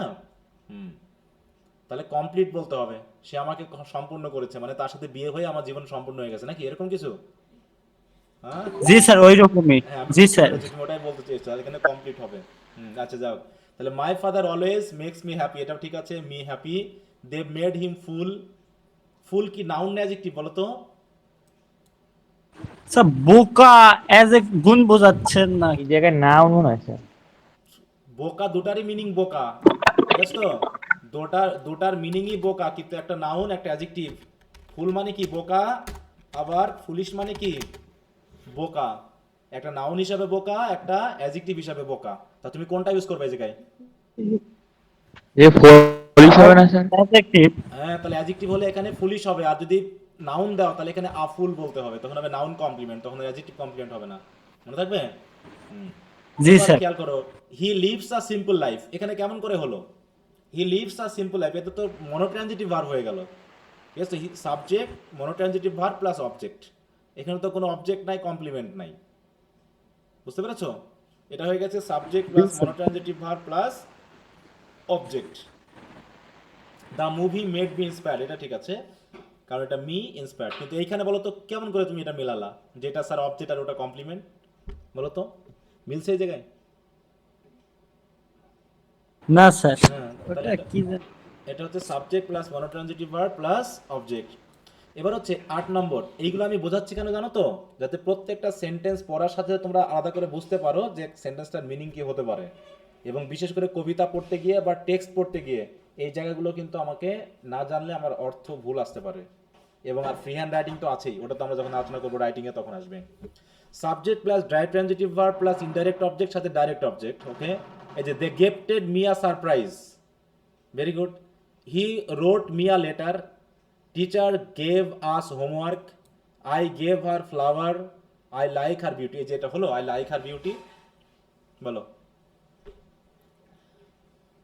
I like her beauty মানে কি? কোনো কিছু দেওয়া নেওয়ার ব্যাপার আসলো এখানে? হুম, স্যার তার আবার হচ্ছে ভালো করে খেয়াল দেওয়া করো। নেওয়া এখানে- হয়নি। এখানে দুটো অবজেক্ট হয়েছে নাকি একটা পজিটিভ হয়ে গেছে, একটা নাউন হয়ে গেছে? এই হারের মধ্যে পার্থক্য আছে তো? এই হার আর এই হার কি একই জিনিস? বলো, প্রোনাউনের সমস্যা আছে তো? না স্যার, একটা হচ্ছে অবজেক্টের হার, করতে হয়তো। আরটা হচ্ছে পজিটিভের হার। ঠিক আছে, একটা হচ্ছে কি, এক দেখো, সি হচ্ছে সাবজেক্টিভ ফর্ম, হার হচ্ছে অবজেক্টিভ ফর্ম, হার হচ্ছে পজিটিভ ফর্ম, হার হচ্ছে পজিটিভ প্রোনাউন ফর্ম। তাহলে হার অবজেক্টও হতে পারে, হার পজিটিভও হতে পারে। বুঝতে পেরেছো? এখন মনে করো আমি তার বাড়িতে গিয়েছিলাম, তাহলে এই তার মানে কি, অবজেক্ট নাকি পজিটিভ? বলো। অবজেক্ট। পজিটিভ। হ্যাঁ, আমি তার বাড়িতে গিয়েছিলাম, বলো আমি পজিটিভ তার বাড়িতে গিয়েছিলাম। তাহলে এখানে তার আর বাড়ি কি আলাদা আলাদা কিছু? বলো। না। হুম, বলো। স্যার এখানে হার্ট তো পজিটিভ আর হোম হচ্ছে নাউন। হ্যাঁ, তাহলে পজিটিভ তো নাউনের সাথেই বসে, তাহলে হারটা কি জি আলাদা স্যার। করে বসাতে পারবো আমরা? বলো, হার কি কোনো সিঙ্গেল মিনিং দিতে পারে পজিটিভ হার নাউন ছাড়া? না না। না না, তার বাড়ি হ্যাঁ, এটা একটা অর্থ। একটা ফ্রেজ, ওই জন্য তো বললাম ফ্রেজ যতক্ষণ না বুঝবো ততক্ষণ এখানে একটা ঝামেলা থেকেই যাবে। তাহলে কি হবে? I went to his house, আমি তার বাড়িতে গিয়েছিলাম। সরি, এখানে তার বলতে আমি হারই দিলাম মনে করো, কারণ হিজ হলে তাহলে হার, তাহলে এই হারটা কিন্তু অবজেক্ট না, এই হারটা হচ্ছে কি, পজিটিভ। এবার আসো, আমি তাকে একটি বাড়ি দেখিয়েছিলাম, এখানে কি কি হবে বলো? এখানে তাকে আর বাড়ি কি একসাথে হবে না আলাদা আলাদা অবজেক্ট? এটা এটা আলাদা আলাদা আলাদা আলাদা। object। তাহলে কি দিব? যে I I showed him a house. হ্যাঁ, শোড হিম, সরি, আমি তাকে দেখিয়েছিলাম, সরি হার দি, আমি তাকে দেখিয়েছিলাম, কি দেখিয়েছিলাম? A house. এই A হাউস। house। হাউস। অতএব এই হার ওই হার এক না, বুঝতে পারছেন? তো এখানে তুমি যেটা বসিয়েছো একটু খেয়াল করো, I gave her flower, I gave her flower, তাহলে কি দেব? I gave her flower. এখানে হারটা কি পজিটিভ না অবজেক্ট? পজিটিভ। আবার পজিটিভ কেন? I gave. অবজেক্ট। আমি তাকে একটা ফুল দিয়েছিলাম, এটা বলতে চাচ্ছ না তুমি? চলো, জি স্যার, জি। তাহলে হার কি ফ্লাওয়ারের সাথে হবে নাকি হার আলাদা ফ্লাওয়ার আলাদা? হার আলাদা, ফ্লাওয়ার আলাদা। হ্যাঁ, তাহলে আমি দিয়েছিলাম ফুল তাকে, ঠিক আছে তো? আর এখানে বলছো স্যার। কি, যে আই লাইক হার বিউটি, এবার বলছে কি আই লাইক হার বিউটি, আমি তার সৌন্দর্য পছন্দ করি। তাহলে বিউটির সাথে হার কি এখানে মিলে গেছে না এই জায়গায়? হার কি আলাদা এখানে? না না, হ্যাঁ, না স্যার। স্যার তাহলে এটা ঠিক করে লেখা যায় কিরকম ভাবে? কিরম ঠিক করে লিখবা? তুমি দুইটা গঠন দুই মানে জায়গায় এ- লিখবা। এখানে আবার ঠিক করবা, সেন্টেন্স তো ঠিকই আছে, তুমি শুধু গঠন ভুল করছো। বুঝলি? আচ্ছা স্যার। এটা হচ্ছে কি জি subject sir. Plus monotransitive verb, এটা হচ্ছে কি সাবজেক্ট, তারপর হচ্ছে কি মনোট্রানজিটিভ ভার্ব, মনোট্রানজিটিভ। আর তারপর হচ্ছে কি অবজেক্ট। অবজেক্ট একটা নাউন ফ্রেজ বসে গেছে হার বিউটি, বুঝনি? আর এখানে কি জি জি sir. Subject plus ditransitive verb, transitive verb. তারপর হচ্ছে কি ইনডাইরেক্ট অবজেক্ট। ইনডাইরেক্ট অবজেক্ট কোনটা? আর স্যার আর আর আরটা হচ্ছে কি direct direct object. Object. Direct object. এই সেন্টেন্স তো তোমার ঠিকই আছে, সেন্টেন্স তো ভুল হয়নি, কিন্তু তুমি ভুল গঠনে লিখে ফেলছো। এই জায়গাগুলো তো আমাকে বুঝতে হবে, বুঝতে পেরেছো? মানে একদম সেই চিকিৎসকদের মতো নাড়ি ভুড়ি বের করে আমাকে আবার মিলাই দিতে হবে, আমি পুরো বুঝতে পারবো যে এটা এই জন্য এখানে বসেছে। আচ্ছা স্যার, আমরা এটা কি ডিরেক্ট উচ্চারণ করব না ডাইরেক্ট উচ্চারণ দুটা করব? উচ্চারণই ঠিক আছে, তোমার যেটা খুশি তুমি উচ্চারণ করো, কোনো সমস্যা নেই। আচ্ছা, মনে থাকবে? জি স্যার। হ্যাঁ, অতএব ডাইরেক্ট ডিরেক্ট দুটাই গ্রহণযোগ্য। আচ্ছা, তাহলে এখানে এটা মিস হলো। এরপর হচ্ছে দেখো, একটা একটা ভুলের সাথে কিন্তু আমরা অনেকগুলো বিষয় আলোচনা করছি, সেগুলো একটু মাথায় নিয়ে নিবা, কারণ এই আলোচনা করা না করলে ক্লিয়ার হবে না। দেয়ার সাবজেক্ট অবজেক্ট, এখানে কি অবজেক্ট হবে? দেয়ারের পর সাবজেক্ট তারপরে অবজেক্ট, তারপরে না। গঠনটা কি ঠিক আছে? না স্যার, কি হবে? না। দেয়ারের গঠনটা কি ছিল? দেয়ার সাবজেক্ট প্লাস অনুযায়ী ভার্ব আসবে। হ্যাঁ, দেয়ার প্লাস হচ্ছে ভার্ব, তারপরে হচ্ছে সাবজেক্ট, তারপর তারপরে সাবজেক্ট, হচ্ছে তারপর অ্যাডভার্বিয়াল, অবজেক্ট। তাই তো? এখানে অবজেক্ট আসবে না, কোনো অবজেক্টের কথা জি। বলেছি আমি কখনো? না। না স্যার। এখানে অ্যাডভার্বিয়াল বা কোনো ফ্রেজ আসতে পারে, অ্যাডভার্ব জাতীয় কোনো ফ্রেজ আসবে, এটা বলা হয়েছে। একটু খেয়াল করো গঠনটা সবাই। তাহলে এখানে কি আসতে পারে? জি স্যার। হ্যাঁ, তাহলে হচ্ছে there is a snake in the hole, মানে গর্তটার ভিতরে একটা সাপ আছে। এই যে গর্তটার ভিতরে একটা সাপ আছে, তাহলে এখানে সাবজেক্ট হলো স্নেক, আর ইন দা হোল হলো অ্যাডভার্বিয়াল, ইজ হলো ভার্ব, আর দেয়ার হলো কি আমাদের ইন্ট্রোডাক্টরি দেয়ার। এর কোনো মিনিং নেই, দেয়ার কিন্তু এখানে অ্যাডভার্ব না, এটা হচ্ছে ইন্ট্রোডাক্টরি দেয়ার, ঠিক আছে তো? হুম। জি। একই সেন্টেন্স আমরা দেয়ার কিন্তু দুইবার ইউজ করতে পারি, যে সেখানে একটা সাপ আছে, তাহলে কি কি বলতে পারি? দেয়ার ইজ আ স্নেক দেয়ার। দেখো, একটা হচ্ছে অ্যাডভার্বিয়াল দেয়ার, একটা হচ্ছে কি ইন্ট্রোডাক্টরি দেয়ার। ইন্ট্রোডাক্টরি দেয়ার। হ্যাঁ, এখানে একটু খেয়াল রাখতে হবে, ঠিক আছে? তাহলে there is a snake in the pond side. আচ্ছা, there are 25 students in this class, there is a beautiful family live in the colony. অত জটিল করতে যাও না, এই লিভ তাহলে ফাইনাইট ভার্ব হয়ে গেল, তো তাহলে সেন্টেন্সটা ভুল হয়ে গেল, এটা হবে living in the colony. Okay, পরে বলবো কি বিষয় এটা। There are 64 districts in our country. Okay, there are countless mangoes in that tree. Okay, বাকিগুলো সব ঠিক আছে। এই তো। তা তোমার যদি লিখতে গিয়ে কোনো সমস্যা থেকে থাকে এখন বলো যে স্যার এটা একটু সমস্যা পড়েছিলাম। এমনি তো ভুল তো যেগুলো আলোচনা করলামই, কিন্তু তোমার ভিতর থেকে কি কোনো কিছু জানার আছে আর এই 9টা স্ট্রাকচার সম্পর্কে?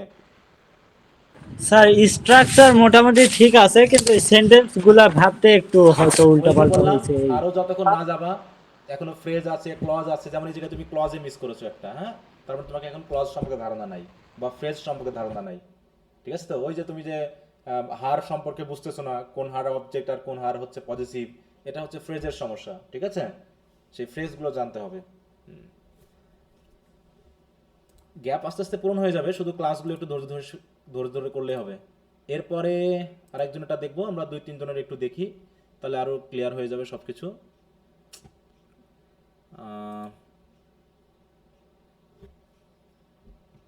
আমি একটু সিরিয়ালি দেখি যারা যারা ইয়া দিয়েছে, ঠিক আছে? তা না হলে আবার মাইন্ড করবো অনেকে যে আমারটা দেখলো না স্যার। সবারটা দেখার দরকার নেই, শুধু সমস্যাগুলো একটু বুঝে নিবা। এটা হচ্ছে আয়েশা। আয়েশা আছে? আয়েশা তো নাকি?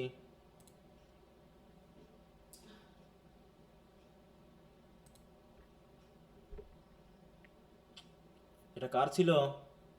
একটু বলো। স্যার আমার টার্ন। হ্যাঁ, একটু কথা বলতে হবে, মানে যার তার সাথে আমার কথা বলতে হবে তো। আর বাকিরা শুনবা বা কোনো সমস্যা হলে বলবা।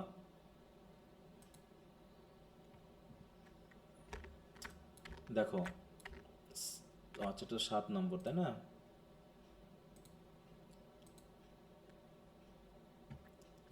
একটা অনুরোধ করি তোমাদের, সেটা হলো খাতায় অবশ্যই মার্জিন দিতে হবে।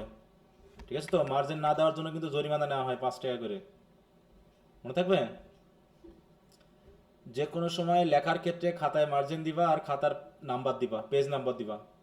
ঠিক তো? সামনের দিন থেকে। জি স্যার। হুম। না হলে খাতা দেখতে দেখতে 5 টাকা জরিমানা করে ফেলবো। ইনস্ট্যান্টলি বিকাশে টাকা রাখবা সবাই। বিকাশে 100 টাকা করে রাখবা। সবার কি বিকাশ অ্যাকাউন্ট আছে? হুম।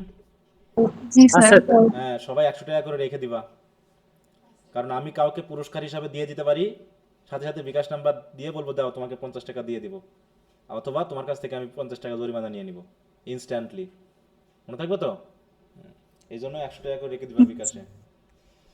আচ্ছা, তারপর যে সাবজেক্ট প্লাস ইন্ট্রানজিটিভ ভার্ব, তাহলে she is talking, my mother is walking, we all are eating, I am writing, they are playing. Okay, ঠিক আছে। Subject linking verb noun complement. She is a, এটা কি লিখেছো? Learner. Learner sir. She is a learner. My father is a businessman. She is a brave girl. Those girls were thieves in our class. Okay, thieves. My friend became a nurse. Okay, very good. সবগুলো হয়েছে। Subject plus linking for adjective complement. The cat is looking beautiful.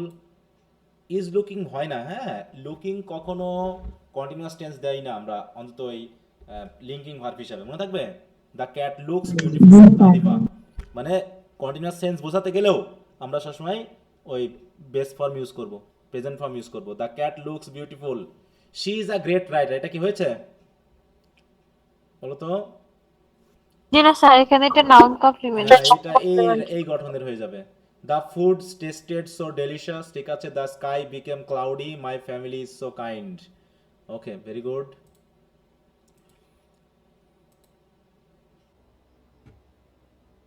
তারপরে কি হচ্ছে? 4 নম্বর subject be verb. হ্যাঁ, I am in my room, my class will be at 9:30 PM, bananas are hanging. এই যে be verb কি হলো এই জায়গায়? এখানে বলো তো এবার, আর হ্যাঙ্গিং কি হয়ে গেল? এটা কোন টেন্স হলো বলো? Continuous. Continuous sir. Continuous tense. তার মানে এখানে তোমার হয়ে গেছে কি কি কি কি কোন গঠনে হয়েছে বলো তো? Subject plus intransitive verb. ঠিক আছে তো? ব্যানানাস আর হ্যাঙ্গিং, ব্যানানাগুলো ঝুলতেছে, তার মানে এখানে কি সাবজেক্ট প্লাস ইন্ট্রানজিটিভ ভার্ব। আর এটা তো অ্যাডভার্ব আছে, ইন দেয়ার ট্রি। তা বলছে দ্য স্কাই বিকাম সানি। এটা কি হলো? বিভার্বের জায়গায় তুমি বিকাম ইউজ করেছো, হবে এটা? এটা subject plus linking verb plus adjective হয়ে গেছে, adjective complement. I do my homework, এটা হয়ে গেল কি? এখানে কোনো বিভার্ব আছে? হুম। না স্যার। এটা তো subject plus monotransitive verb plus object হয়ে গেল। উইথ গ্রেট অ্যাটেনশন, এটা তো পরবর্তী অংশ, এটা পরের ব্যাপার। তুমি আগে ছোট ছোট করে, আমি তোমাদের বলেছি ছোট ছোট করে বোঝো আগে, বেশি জটিল করতে যেও না। আমরা তো আস্তে আস্তে সেন্টেন্সগুলোকে এক্সটেন্ড করব। তাহলে আই ডু মাই হোমওয়ার্ক, তাহলে এটা হয়ে গেল কি? Subject plus monotransitive verb plus object. তাহলে এই গঠনটা এখানে হলো না। তাহলে তোমার এখানে কয়টা হয়নি? 1 2 3। এটা হয়ে গেছে subject plus linking verb plus adjective complement. এটা হচ্ছে সাবজেক্ট প্লাস ইন্ট্রানজিটিভ ভার্ব, আর এটা হলো subject plus monotransitive verb plus object. মনে থাকবে? আর বাকিগুলো সব adverb. In their tree, in the morning, with great attention, এগুলো সব হচ্ছে অ্যাডভার্ব। কি পার্থক্য বুঝতে পারছো এগুলো? যার সমস্যা। জি স্যার। হ্যাঁ, এবার হচ্ছে দেখো, এই যে সাবজেক্ট প্লাস মনোট্রানজিট, তার মানে এই যে 5 নম্বরটা তোমার এই গঠনে আনা যেত, যে she is reading a book, he writes a letter, I am telling a story, he buys a new dress. এগুলো টেন্সগুলো পরে খেয়াল করবো। শি স্ক্রলস ভিডিওস, আচ্ছা ভিডিও গেল। তারপর subject plus monotransitive verb plus object দিলাম। এখানে ভার্বের কিছু ভুল হচ্ছে বা অবজেক্টের কিছু ভুল হচ্ছে, সেটা পরে বলবো। Subject plus factory verb object noun complement. I called her a miser. Okay, my father gave me the name Naz. Gave me the name Naz বলা যাবে? এখানে গেভ ভার্ব কখনোই ফ্যাক্টরি ভার্ব না। তাহলে কি দিবে জায়গায় বলো? My Called father me. Name me Naz. ঠিক আছে তো? তাহলে my father named me Naz, এটা বলা যাবে না যে gave me the name Naz. মনে থাকবে? জি স্যার। নাম দেওয়া মানেই ভার্বই হবে নেম, এখানে নাম দেওয়া মানে গিভ নেম, এটা বলা যায় না, এটা ভুল। তাহলে my father named me Naz, we selected him our, এই যে দেখো আমি কি এই জায়গায় কোনো প্রিপোজিশন বসিয়েছি বলো তো? হ্যাঁ, অবজেক্টের পর নাউন কমপ্লিট কোনো প্রিপোজিশন আসবে এই জায়গায় বলো? তাহলে তুমি অ্যাজ বসিয়েছো কেন? অ্যাজ তাহলে তো এই গঠনের সাথে মিললো না। তাহলে we selected him teacher, we selected him our teacher, অতএব অ্যাজ এখানে ব্যবহার করা যাবে না, যদিও মিনিংটা অ্যাজ এসে যাচ্ছে বাংলাতে, ইংরেজিতে আনাটা ভুল, মনে থাকবে। এভরিওয়ান নেমড হার ভানু, ভালো। She called me a good জি sir. Listener, okay, noun complement সবগুলো ঠিক আছে, শুধু এই যেখানে একটু খেয়াল করো, অ্যাজ হবে না এই জায়গায়, আর এখানে নেমড হবে ভার, বা নাজ হচ্ছে এখানে দিয়ে দিবা, ঠিক আছে তো, বা এনজে যেটাই বলো। তাহলে ফ্যাক্টিভ জি ভার্ব স্যার। অবজেক্টের পর কোনো প্রিপজিশন এখানে ব্যবহার করা যাবে না। হুম। আচ্ছা, তারপরে হচ্ছে 7 number, subject plus factive verb object adjective complement. The teacher made us attentive, okay. My father gave me a gift, এটা কি হলো gave me a gift? Me আর গিফট কি একই জিনিস, একই জন বলো তো? নাকি এটা ডাই ট্রানজিটিভ হয়ে গেল, কোনটা? ডাইট্রানজিটিভ মেবি হ্যাঁ, স্যার। Die transitive. তাহলে এটা হচ্ছে কি সাবজেক্ট প্লাস ডাই ট্রানজিটিভ, তারপর হচ্ছে ইনডাইরেক্ট অবজেক্ট, তারপর ডাইরেক্ট অবজেক্ট, তারপর হচ্ছে এটা adverb. We consider him wise, এটা ঠিক আছে। I found the cat dead, এটা ঠিক আছে। হি পেয়ার্ড মাই ওয়াল ব্লু, পেইন্টেড মাই ওয়াল ব্লু, এটাও ঠিক আছে। হুম, তাহলে এইখানে একটু মিস হয়ে গেছে, ঠিক আছে। হ্যাঁ, খেয়াল করবা যে আমি কমপ্লিমেন্টে যেটা বসাচ্ছি সেটা কি আসলে অবজেক্টকে রেফার করে, নাকি এটা আলাদা অবজেক্ট এটা আলাদা অবজেক্ট। হ্যাঁ, এবার হচ্ছে subject plus ditransitive verb, indirect object, direct object. My father gave me money, my friend made me a gift, তারপর হচ্ছে the teacher gave me a lecture, I asked my teacher some questions, she told me the incident. আচ্ছা, there verb plus subject adverbial, there is water on the road, there are many students in the classroom, there is many verb হবে নাকি দেয়ার আর হবে বলো তো? Is হবে না আর হবে? আর হবে স্যার, হ্যাঁ, ভুল। কারণ ম্যানি আর ভার্ব হবে আছে। স্যার। তারপর there was water in the বোতল, there is a cat under the tree, okay, ঠিক আছে। তাহলে যে ভুলগুলো হলো বুঝতে পেরেছো তো কেন ভুল হয়েছে? জি স্যার। আরেকটু অ্যাটেন্টিভ হলে এই ভুলগুলো হয়তো বা হতো না, আরেকটু অ্যাটেন্টিভ হতে হবে। ওকে, আর একজনেরটা দেখবো, দিয়ে আমরা অন্য আলোচনায় ঢুকবো, ঠিক আছে তো। আর বাকিগুলো সবার খাতাগুলো আমি আলাদা করে চেক করব, আর যদি সম্ভব হয় তোমরা তোমাদের ভুলগুলোকে নিজে নিজে আরেকটু একটু শুধরে নিবা, হ্যাঁ। আচ্ছা, মোহাম্মদ আবু ঈসা আছে নাকি? আবু ঈসা, হ্যাঁ স্যার আছি। দেখি তুমি হ্যাঁ স্যার আছি। ওকে, বলো তো তোমার নাম কি বলো তো? আবু ঈসা। না, পুরোটা বলো, যখন তোমার ভাইবাতে তোমার নাম মোহাম্মদ বলবে। আবু ঈসা। হ্যাঁ, যেন এমডি বলো না, ঠিক আছে তো। হ্যাঁ স্যার। আর মেয়েদের নামের সাথে অনেকে বলে এমএসটি, এমএসটি হবে নাকি মোসাম্মদ হবে, কোনটা? মোসাম্মদ হবে। হ্যাঁ, উচ্চারণগুলো খেয়াল করো। তুমি কোন কলেজে পড়ো? Government college? জয়পুরহাট সরকারি কলেজ। ইংলিশে বলো। Joypurhat government college. না না, গভর্নমেন্ট কলেজ বলে কোনো কলেজই নাই, বলে ওটা তো সংক্ষেপে লিখেছো। Government college. হ্যাঁ, লিখেছো তুমি সংক্ষেপে, কিন্তু উচ্চারণ করার সময় ফুল বলতে হবে, মনে থাকবে। হ্যাঁ স্যার। দেখো এটাকে যদি আমি বলি যে মনে করো স্কয়ার কোম্পানি লিমিটেড, এরকম লেখা না অনেক সময়, বলো এটা কি আমরা জি স্যার। এলটিডি বলি? আমরা কি এটা এলটিডি বলি বলো? Sir limited. লিমিটেড বলি, তাই না? হ্যাঁ, তো এরকম ফুল বলতে হবে, ঠিক আছে তো। হ্যাঁ স্যার। তো এরকম মোহাম্মদ, মোসাম্মদ, গভর্নমেন্ট এবার বলতে হবে।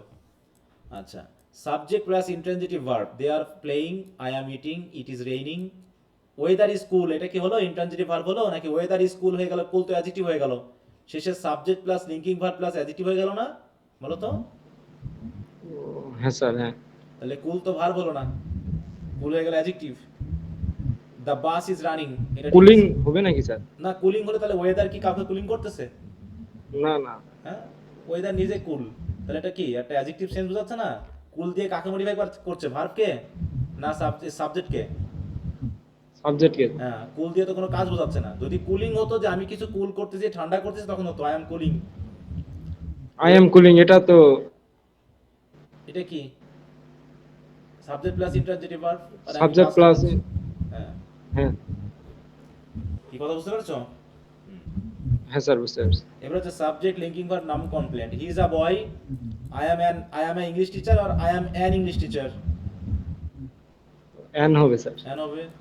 It is a book, okay সমস্যা না। We are human beings, she wanted to be a doctor. এখানে কি হলো লিঙ্কিং ভার্ব আছে জায়গায় কোনো? হ্যাঁ স্যার। এটা না তো স্যার। ট্রানজিটিভ ভার্ব হয়ে গেল। আমি কি চাই? সাবজেক্ট ওয়ান্ট হচ্ছে চাওয়া আর টু বি আ ডক্টর হচ্ছে অবজেক্ট, ঠিক আছে তো? শি ইজ এ ডক্টর এটা হতো স্যার। হ্যাঁ, শি ইজ আ ডক্টর হবে, হ্যাঁ, বা she shall be a doctor হতে পারে, হ্যাঁ, she shall be a doctor মনে থাকবে। হ্যাঁ স্যার। এই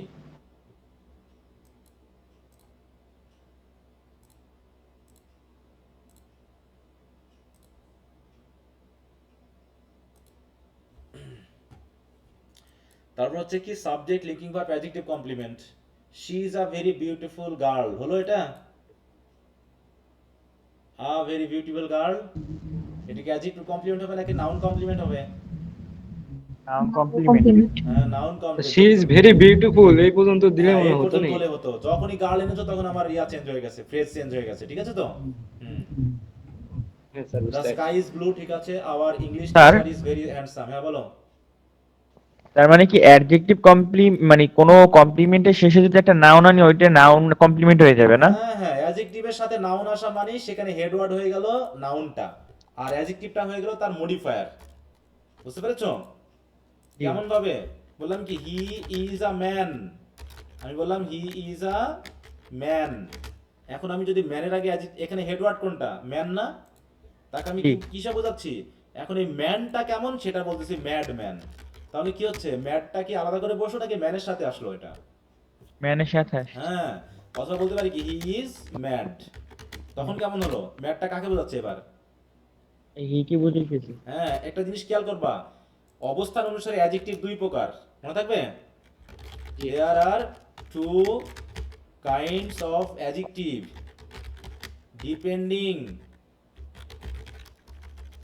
depending on the use in a সেন্টেন্সে ব্যবহারের উপরে। যদি কোনো নাউনের আগে বসানো হয়, বুঝতে পেরেছো? প্রথমটা হচ্ছে অ্যাট্রিবিউটিভ অ্যাডজেক্টিভ, অ্যাট্রিবিউটিভ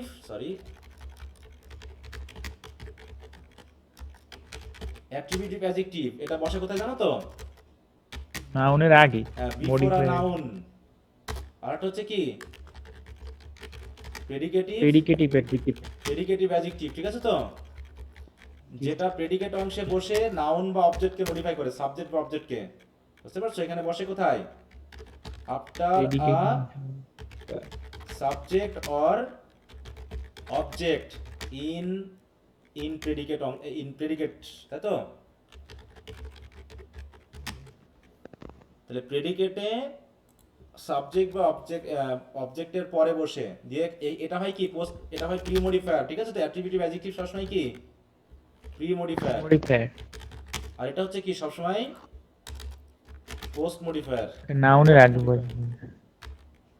এটা হচ্ছে পোস্ট মডিফায়ার। যেমন তো এই জায়গায় হি ইজ ম্যাড, এই ম্যাডটা দিয়ে কাকে বোঝাচ্ছে? হি কে না?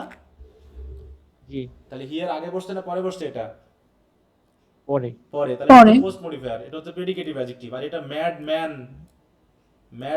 হি ইজ আ ম্যাড ম্যান, এই ম্যাড দিয়ে কিন্তু হি কে বোঝাচ্ছে না, ম্যান কে বোঝাচ্ছে।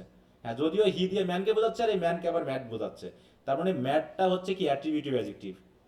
অতএব অ্যাট্রিবিউটিভ অ্যাডজেক্টিভ যখন নাউনের আগে বসবে তখন সে কিন্তু আর সিঙ্গেল বসেনি, তখন সেক্ষেত্রে নাউনটা হচ্ছে প্রধান ওয়ার্ড আর ম্যাডটা বা অ্যাডজেক্টিভটা হচ্ছে তার মডিফায়ার মাত্র।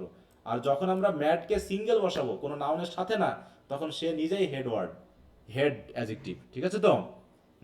জি।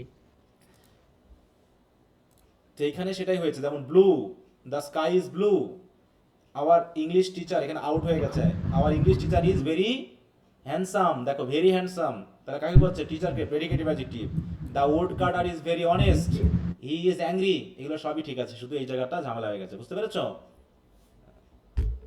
সেন্টেন্স ঠিক আছে, কিন্তু গঠনগুলো একটু ভুল বুঝেছো আর কি। এবার হচ্ছে subject plus be verb adverbial complement. The programme is at 8 PM, my father is at the office, the meeting will be here the game is over. হ্যাঁ, দ্য গেম ইজ ওভার, এই ওভার কি অ্যাডভার্ব না adjective? Adverb. No sir adjective হয়ে গেছে। হ্যাঁ sir, adjective. গেমের অবস্থান সম্বন্ধে বোঝানো হ্যাঁ, হয়েছে। এটা অ্যাডজেক্টিভ, তার মানে কি এটা অবস্থা, অবস্থান না, এটা অবস্থা, তাই তো? অতএব এটা হলো সাবজেক্ট হ্যাঁ, plus sir. Linking verb plus adjective complement, ঠিক আছে তো? হ্যাঁ, sir. The patient is out of danger, এটা কি অ্যাডভার্বিয়াল কমপ্লিমেন্ট? এটাও অ্যাডজেক্টিভ, অ্যাডজেক্টিভ কমপ্লিমেন্ট। এটাও অ্যাডজেক্টিভ। হ্যাঁ, আউট অফ ডেঞ্জার মানে কি বিপদ মুক্ত, তার অবস্থান না অবস্থা? এটা বলো। অবস্থা। অবস্থা। অবস্থা। তাহলে এই দুটো অ্যাডজেক্টিভ হয়ে গেছে, ঠিক আছে তো? Subject linking verb adjective complement, subject linking verb adjective complement, বুঝতে পারছো? হ্যাঁ স্যার, বুঝতে পারছি। আচ্ছা, এবার হচ্ছে subject monotransitive verb object. He loves her mother. Okay, he loves her mother, এই হারটা কিন্তু পজিটিভ, তাই না? সে তার মাকে ভালোবাসে। আই নিড আ নিউ আচ্ছা। পেন, ঠিক আছে? They build a house, my brother speaks English, he writes a letter. হ্যাঁ, সবগুলো ঠিক আছে এখানে। বারবার মিস করি কেন?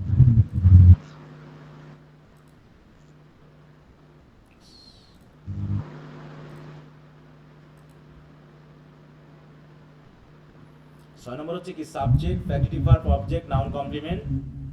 বলছে my father called me Abu Isa, they made her the team leader, the committee appointed him the chairman, the president name Milon the new director, we nominated him our mentor.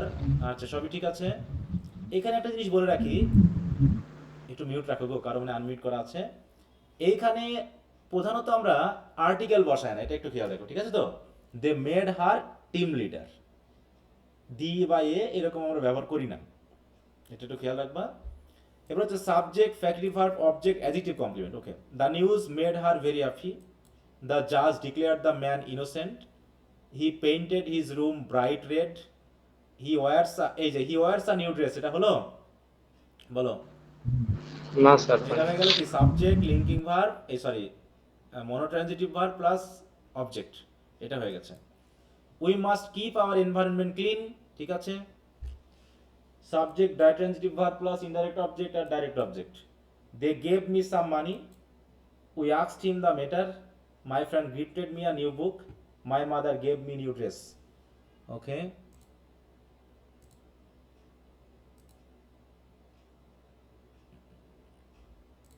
কি ব্যাপার এখানে শেষ নাকি? স্যার আরেকটা হয়তো দেখাচ্ছে স্যার।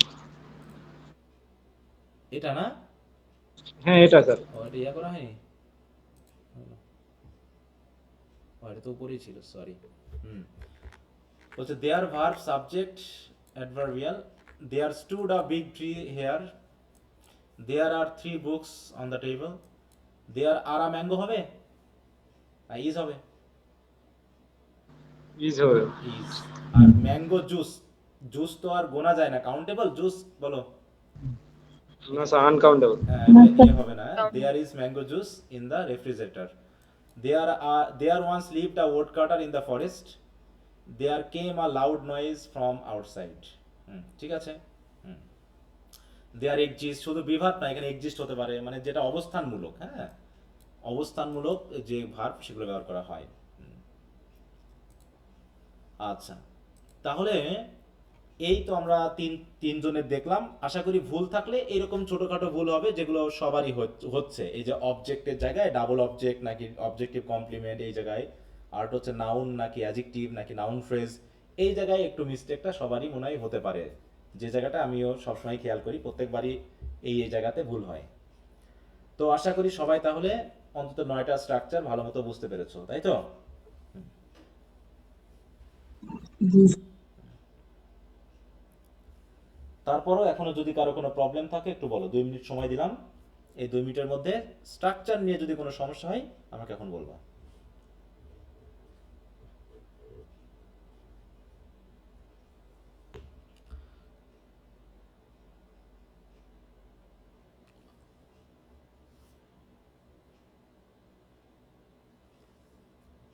আচ্ছা, সবাই কি এগুলো পড়েছো তো? সবাই একটু আওয়াজ দাও। সবাই কি পড়েছো তো স্ট্রাকচারগুলো? জি স্যার। হ্যাঁ, গুরুত্বহীন মনে জি, করো না স্যার। কিন্তু। এগুলো যদি কেউ গুরুত্বহীন মনে করো তাহলে বুঝতে পারো ভবিষ্যতে তোমার সমস্যা আছে। হ্যাঁ, ওই শেষ বয়সে গিয়ে স্যার বলবা স্যার আমি তো লিখতে পারছি না, আমি ঠিকভাবে লিখতে পারছি না, ভুল হয়ে যাচ্ছে, এগুলো।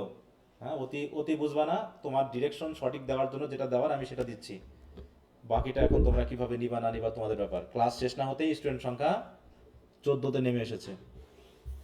ঠিক আছে, মানে এই ক্লাস কি গুরুত্বপূর্ণ না, মানে ভালো লাগছে না ক্লাসগুলো? লাগছে স্যার। হ্যাঁ, তা বাকিদের কি অবস্থা? বাকিদের ক্লাস করার কি প্রয়োজন নাই? না স্যার, প্রয়োজন আছে। হ্যাঁ, কই বাকিদের তো দেখতেছি না। বেশি কথা বললে পরে রেকর্ডেড ক্লাসটা করতে গেলে একটু অসুবিধা হয়তো, এই জন্য একটু চুপ থাকলে বেশি ভালো। এই জন্য একটু ক্লাসে 14 জন, বাকিরা কই?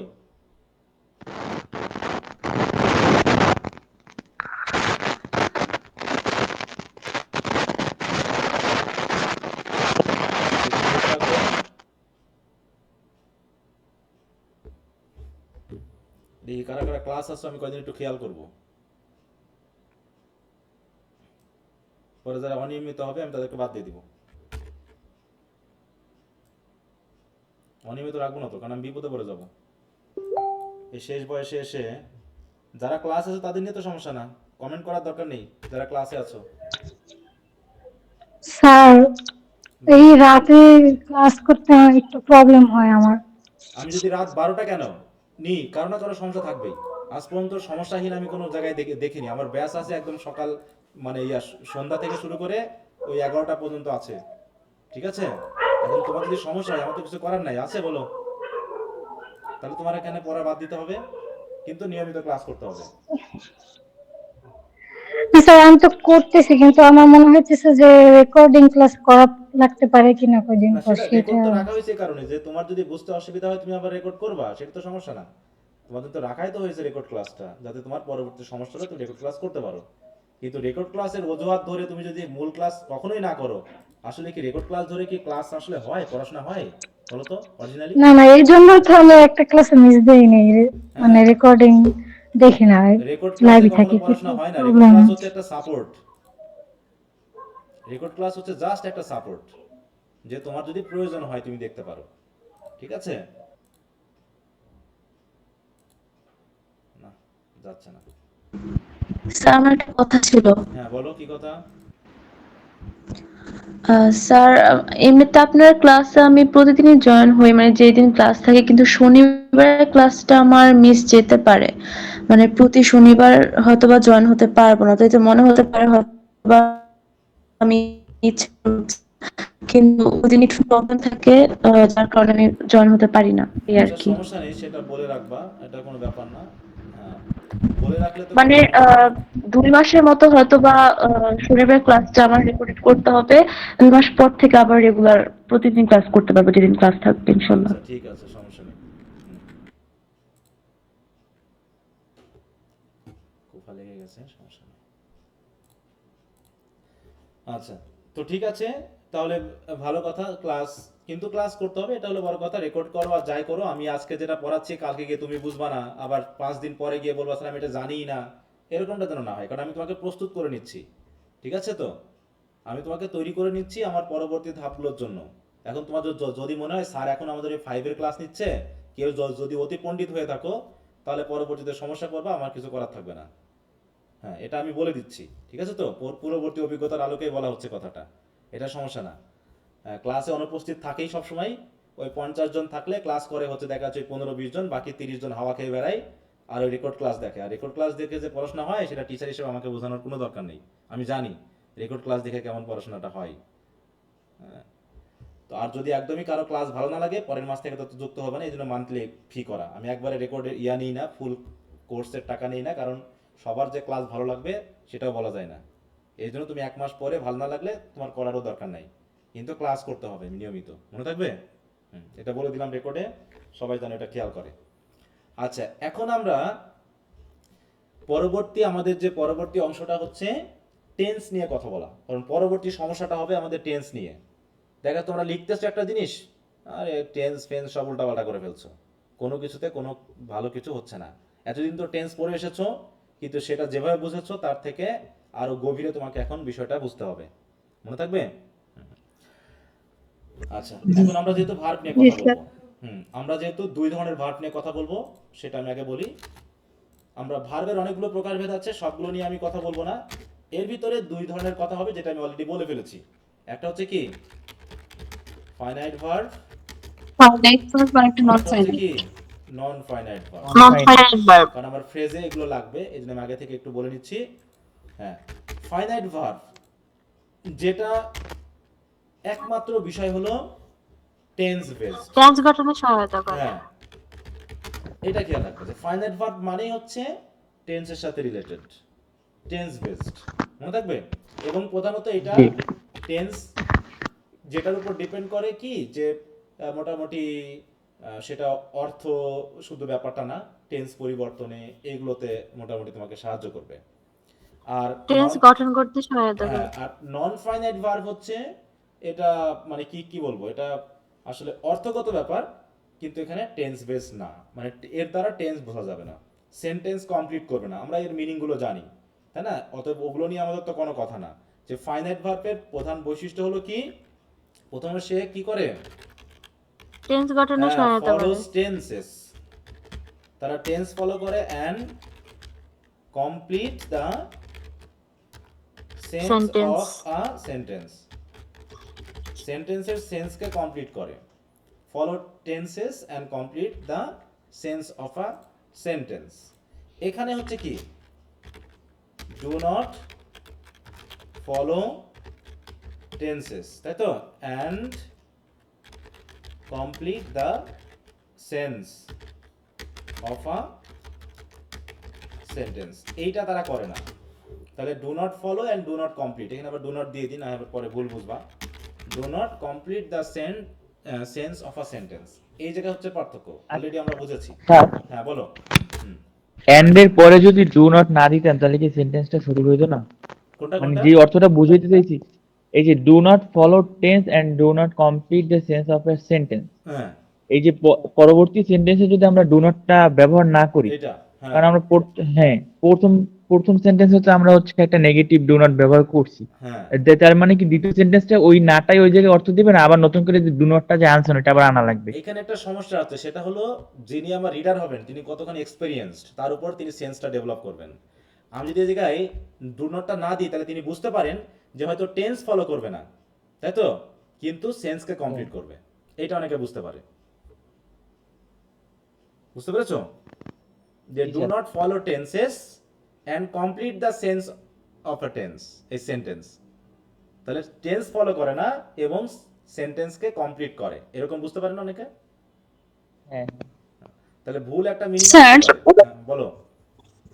আরেকটা কথা আছে তো হচ্ছে এন্ড এর আগে পরে একই রকম হবে, মানে এন্ড এর আগে যদি ফাইনাইট আপনার ওই যে ইনডিফিনাইট হয় তাহলে এন্ড এর পরেও ওটা হবে, আবার যদি এন্ড এর আগে নট থাকে তাহলে এন্ড এর পরেও নট হবে, মানে এন্ড এর আগে পরে মিল থাকবে আর কি।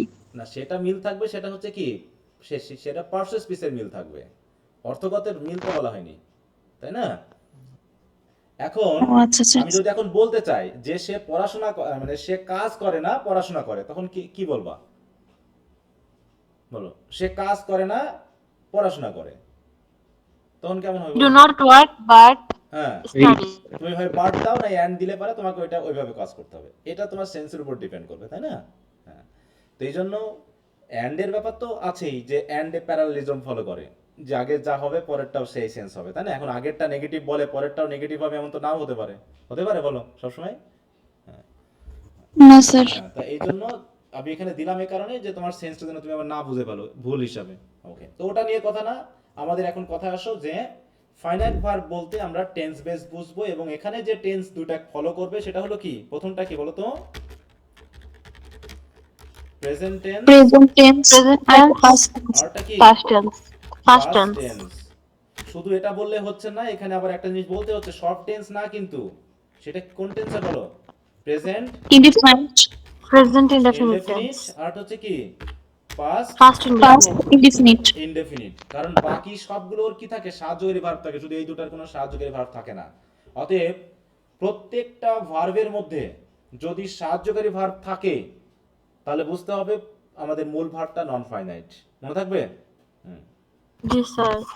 একটা জিনিস খেয়াল করতে হবে যে সবসময় ভার্ব ফ্রেজের ভিতরে যতগুলো ভার্ব থাকবে তার ভিতরে প্রথম ভার্বটা হচ্ছে ফাইনাইট, বাকি সবগুলো হচ্ছে নন ফাইনাইট। কি আমার কথাটা বোঝা গেল?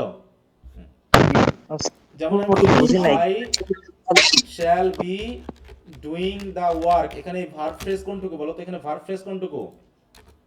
Shall be doing, shall be doing. এখানে তাহলে কয়টা ভার্ব আছে টোটাল? 3টা ভার্ব। তাহলে এর ভিতরে ফাইনাইট ভার্ব কোনটা? Shall, shall. আর বাকিগুলো বিটা সব হচ্ছে কিন্তু বেয়ার non-finite। ইনফিনিটিভ, ডুইংটা হচ্ছে জিরান্ড বা হ্যাঁ, পার্টিসিপল। জিরান্ড পার্টিসিপল, জিরান্ড বলা যাবে না, পার্টিসিপল, প্রেজেন্ট পার্টিসিপল, ঠিক আছে তো? অতএব সেই হিসাবে শ্যালটা হলো কি আমাদের ফাইনাইট, মনে থাকবে তো, ফাইনাইট অংশ। তাহলে এরকম ভাবে টেন্স প্রকাশ করে আর অক্সিলারি ভার্বগুলো আসে। আমরা ফাইনাইট বলতে আর একটা জিনিস বুঝি কি, অক্সিলারি ভার্ব। ভার্ব হ্যাঁ, তাও আবার যদি একের অধিক অক্সিলারি ভার্ব থাকে তাহলে কোনটা হবে বলো তো? প্রথমটা, মানে প্রথম ভার্ব ফ্রেজের প্রথমটা হচ্ছে আমাদের ফাইনাইট ভার্ব, বাকিগুলো সব নন ফাইনাইট। এবার নন ফাইনাইট ভার্বটার সমস্যাটা কোন জায়গায় দেখো, এখানে সবগুলো কিন্তু ভার্ব হিসাবে বসে, কিন্তু নন ফাইনাইট ভার্ব কিন্তু ভার্বের সেন্সে বসে। কখনো কখনো ভার্ব ছাড়া অন্যান্য পার্সন স্পিচ হিসাবেও কিন্তু নন ফাইনাইট ভার্ব বসতে পারে। তাহলে নন ফাইনাইট ভার্ব আমরা জানি প্রধানত হচ্ছে 3 প্রকার, বুঝতে পেরেছো? প্রধানত 3 প্রকার। প্রথমটা হচ্ছে কি, ইনফিনিটিভ, ইনফিনিটিভ, অথবা বলতে পারি বেয়ার ইনফিনিটিভ। হ্যাঁ, বেয়ার ইনফিনিটিভ। Bare infinitive. তাদের চেহারা কেমন হতে পারে? 2 প্লাস ভার্বের বেস ফর্ম হ্যাঁ, অথবা টু প্লাস হচ্ছে কি ভার্বের বেস ফর্ম। বেস ফর্ম, ঠিক আছে তো? Verb base form. এখন টুটা থাকতে পারে, আবার নাও উল্লেখ থাকতে নাও পারে। থাকতে পারে, ঠিক আছে? আমি ব্র্যাকেটে দিলাম, কারণ বেয়ার ইনফিনিটিভ বলা হলে কি টু থাকবে না, জাস্ট ভার্বের বেস শুধু ফর্ম। ভার্বের বেস ফর্ম থাকবে। আচ্ছা, এখানে ফর্মটা হয়ে গেছে। তারপরে হচ্ছে কি, তারপর হচ্ছে জিরান্ড। জিরান্ড, জিরান্ড এটা কেমন? ভার্বের সাথে আইএনজি, তবে নাউনের মতো কাজ তারপর হচ্ছে করবে। কি পার্টিসিপল, পার্টিসিপলস। এখানে আবার পার্টিসিপল আছে কয় ধরনের? 3 একটা হচ্ছে ধরনের। প্রেজেন্ট পার্টিসিপল, হ্যাঁ, past present participle, participle, perfect past participle. Participle এবং perfect participle. First perfect. Perfect participle. তাই তো? পাস্ট পারফেক্ট বলে কোনো ফাইনাইট নন ফাইনাইট ভার্ব নাই। এই হলো কি প্রেজেন্ট পার্টিসিপলের চেহারা কেমন? ভার্বের সাথে ING. ING. ING, past participle কেমন? ভার্বের লিস্টের ভার্বের 3 নম্বর যেটা। Third form. পারফেক্ট পার্টিসিপল কেমন? হ্যাভিং, হ্যাভিং প্লাস হ্যাভিং ভিভিং। প্লাস ভার্বের থার্ড ফর্ম। হ্যাঁ, ভি এর 3 নম্বর, মানে ভার্বের পাস্ট পার্টিসিপল। এই হচ্ছে রূপ। এখন আমাদের দুইটা রূপ একই রকম হয়ে গেছে, একটা হচ্ছে জিরান্ডের রূপ, আরটা কোনটা? পার্টিসিপলের প্রেজেন্ট প্রেজেন্ট পার্টিসিপলের রূপ। পার্টিসিপল। হ্যাঁ, এখানে একটু খেয়াল করো, আমি এখন যে কথাগুলো বলবো ভালো করে খেয়াল করবা। যেহেতু আগেই বলেছি যে নন ফাইনাইট ভার্ব মানেই ভার্ব এবং অন্য পার্সন স্পিচের কাজ করতে পারে, আর ফাইনাইট ভার্ব মানে সে শুধু ভার্বের কাজই করবে, ঠিক আছে তো? এখন এই যে আমরা যে ইনফিনিটিভ পেলাম, এই কিসের কিসের কাজ করতে পারে? ভার্বের কাজ তো করবেই, সাথে সাথে কিসের কাজ করবে? আর নাউনের কাজ করতে পারে, অ্যাডজেক্টিভের কাজ করতে পারে, এবং অ্যাডভার্বের কাজ অ্যাডভার্বের কাজ করতে করতে করতে পারে। পারে। খেয়াল রাখো যে আমরা সেন্টেন্সে ব্যবহার অনুসারে আমাদের ইনফিনিটিভ বা bare infinitive, verb, noun, adjective এবং অ্যাডভার্বের কাজ করতে পারে।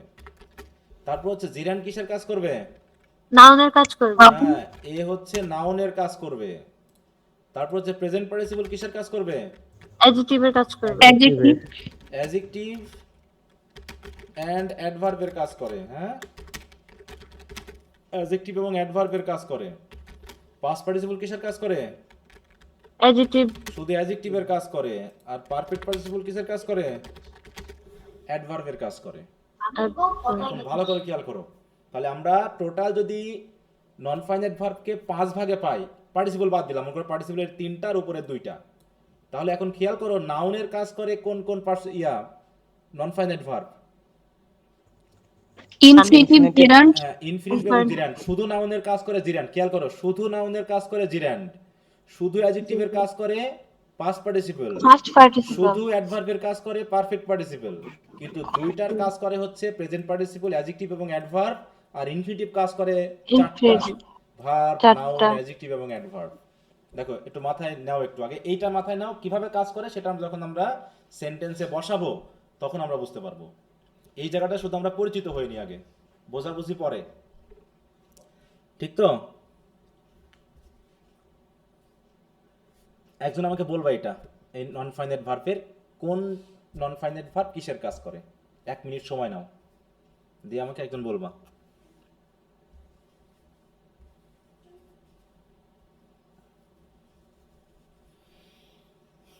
হাত তুলবা, যে বলতে পারবে একটু হাত তুলবা।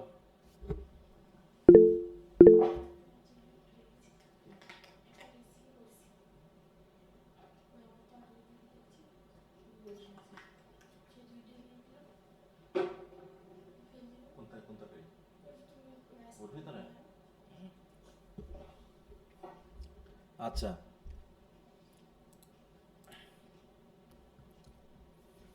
আচ্ছা, জান্নাতুল ফেরদাউস বলো।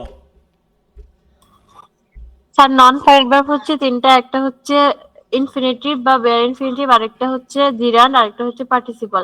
ইনফিনিটিভ বা বেয়ার ইনফিনিটিভের স্ট্রাকচার হচ্ছে টু প্লাস ভার্বের বেস ফর্ম অথবা শুধু ভার্বের বেস ফর্ম।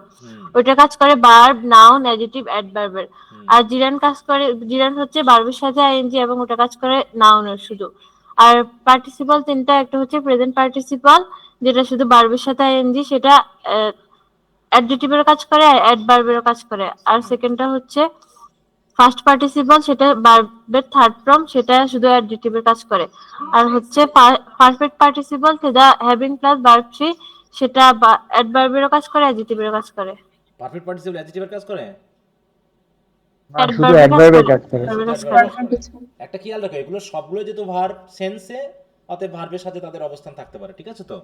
এটা একটু খেয়াল করো। যে সবগুলো যেহেতু ভার্ব সেন্সের, অতএব ভার্বের সাথে ওদের অবস্থান থাকতে পারে, কিন্তু আমরা আলাদা করে বুঝলাম যে কিভাবে তারা এরকমটা হবে। হ্যাঁ, না তোমাদের নিয়ে খুব বিপদ, তোমরা ক্লাসে থাকতেছো না কেন বলো তো?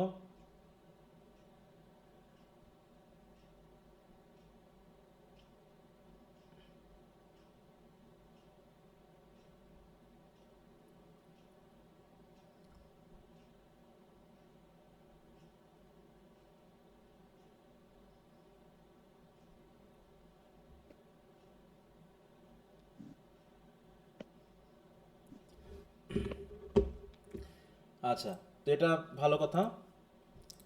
এরপর হচ্ছে এখন আমরা একটু টেন্সে চলে আসবো, ঠিক আছে তো? টেন্স এবং অক্সিলারি ভার্ব এই দুটাকে আমরা ভালো করে একটু দেখার চেষ্টা করব।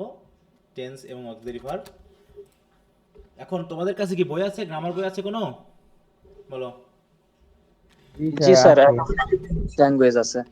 আচ্ছা, তাহলে ওখান থেকে তোমরা টেন্সের যে অধ্যায়টা আছে, টেন্সের যে অধ্যায়টা আছে সেই গ্রামার বইটা করবা। আমি তো একটা শীট দিবই, তার থেকে জরুরি বিষয় হচ্ছে যে তোমরা বই থেকে পড়ার চেষ্টা করবে। শীট পড়াটা হচ্ছে চালাকি এক ধরনের, মনে থাকবে তো? শীটটা হচ্ছে একটা সাপোর্ট, এটা পুরো পূর্ণাঙ্গ না, কিন্তু বই হচ্ছে পূর্ণাঙ্গ একটা বিষয়। তোমার যদি একটা গ্রামার বই পড়া থাকে, যে আমি একটা গ্রামার বই পড়েছি, তার মানে তুমি বুঝেছো যে একটা গ্রামার বইয়ে কি কি গ্রামার অংশ থাকতে পারে সবগুলো আমার পড়া হয়েছে। অতএব নিজের কাছে কমপ্লিট বোধ লাগবে। আর শীট পড়া মানে কি, তুমি জানো না আসলে গ্রামারের কি কি আছে, তুমি এখনো সম্পূর্ণ কমপ্লিট করোনি, এরকম একটা বিষয়। জন্য আমি শীটটাকে খুব কম বেশি প্রেফার করি, যদিও আমি শীট দিই, কিন্তু আমার কথা থাকে যে তোমরা বই কিনবা, বই পড়বা সবাই, মনে থাকবে? স্যার, হ্যাঁ বলো। এই গ্রামারের ক্ষেত্রে কি passage to the English language এটা কি মোটামুটি এনাফ বেসিক গ্রামারের ক্ষেত্রে? আশা করি এটা অনেক অনেক, কিন্তু এটা এনাফ নয়।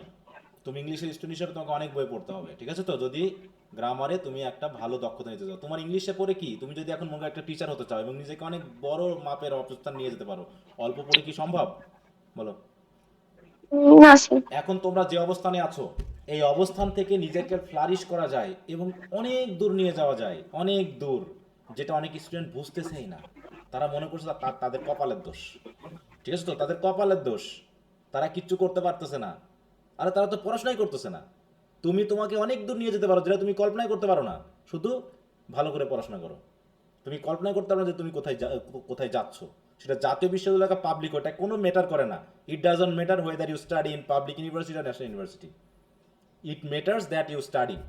তাই তো, যে তুমি পড়াশোনা করতেছো এবং হার্ড, সেটাই তোমার জন্য যথেষ্ট।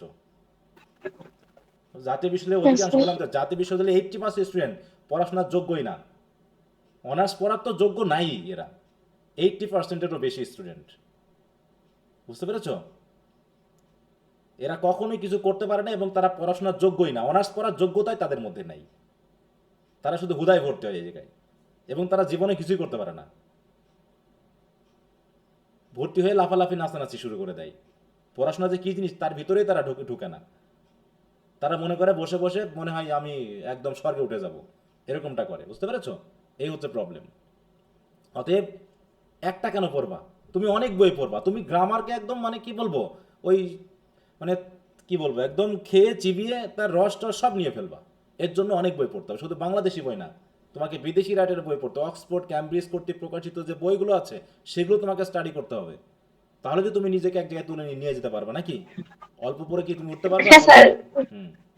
না অতএব যখন তুমি ইংলিশে ভর্তি হচ্ছ মানে তুমি ইংরেজিকে তোমার একদম ছেঁড়াবেড়া করে ফেলতে হবে, খেয়ে দিয়ে একদম মানে হজম করে ফেলতে হবে। বুঝতে পেরেছ?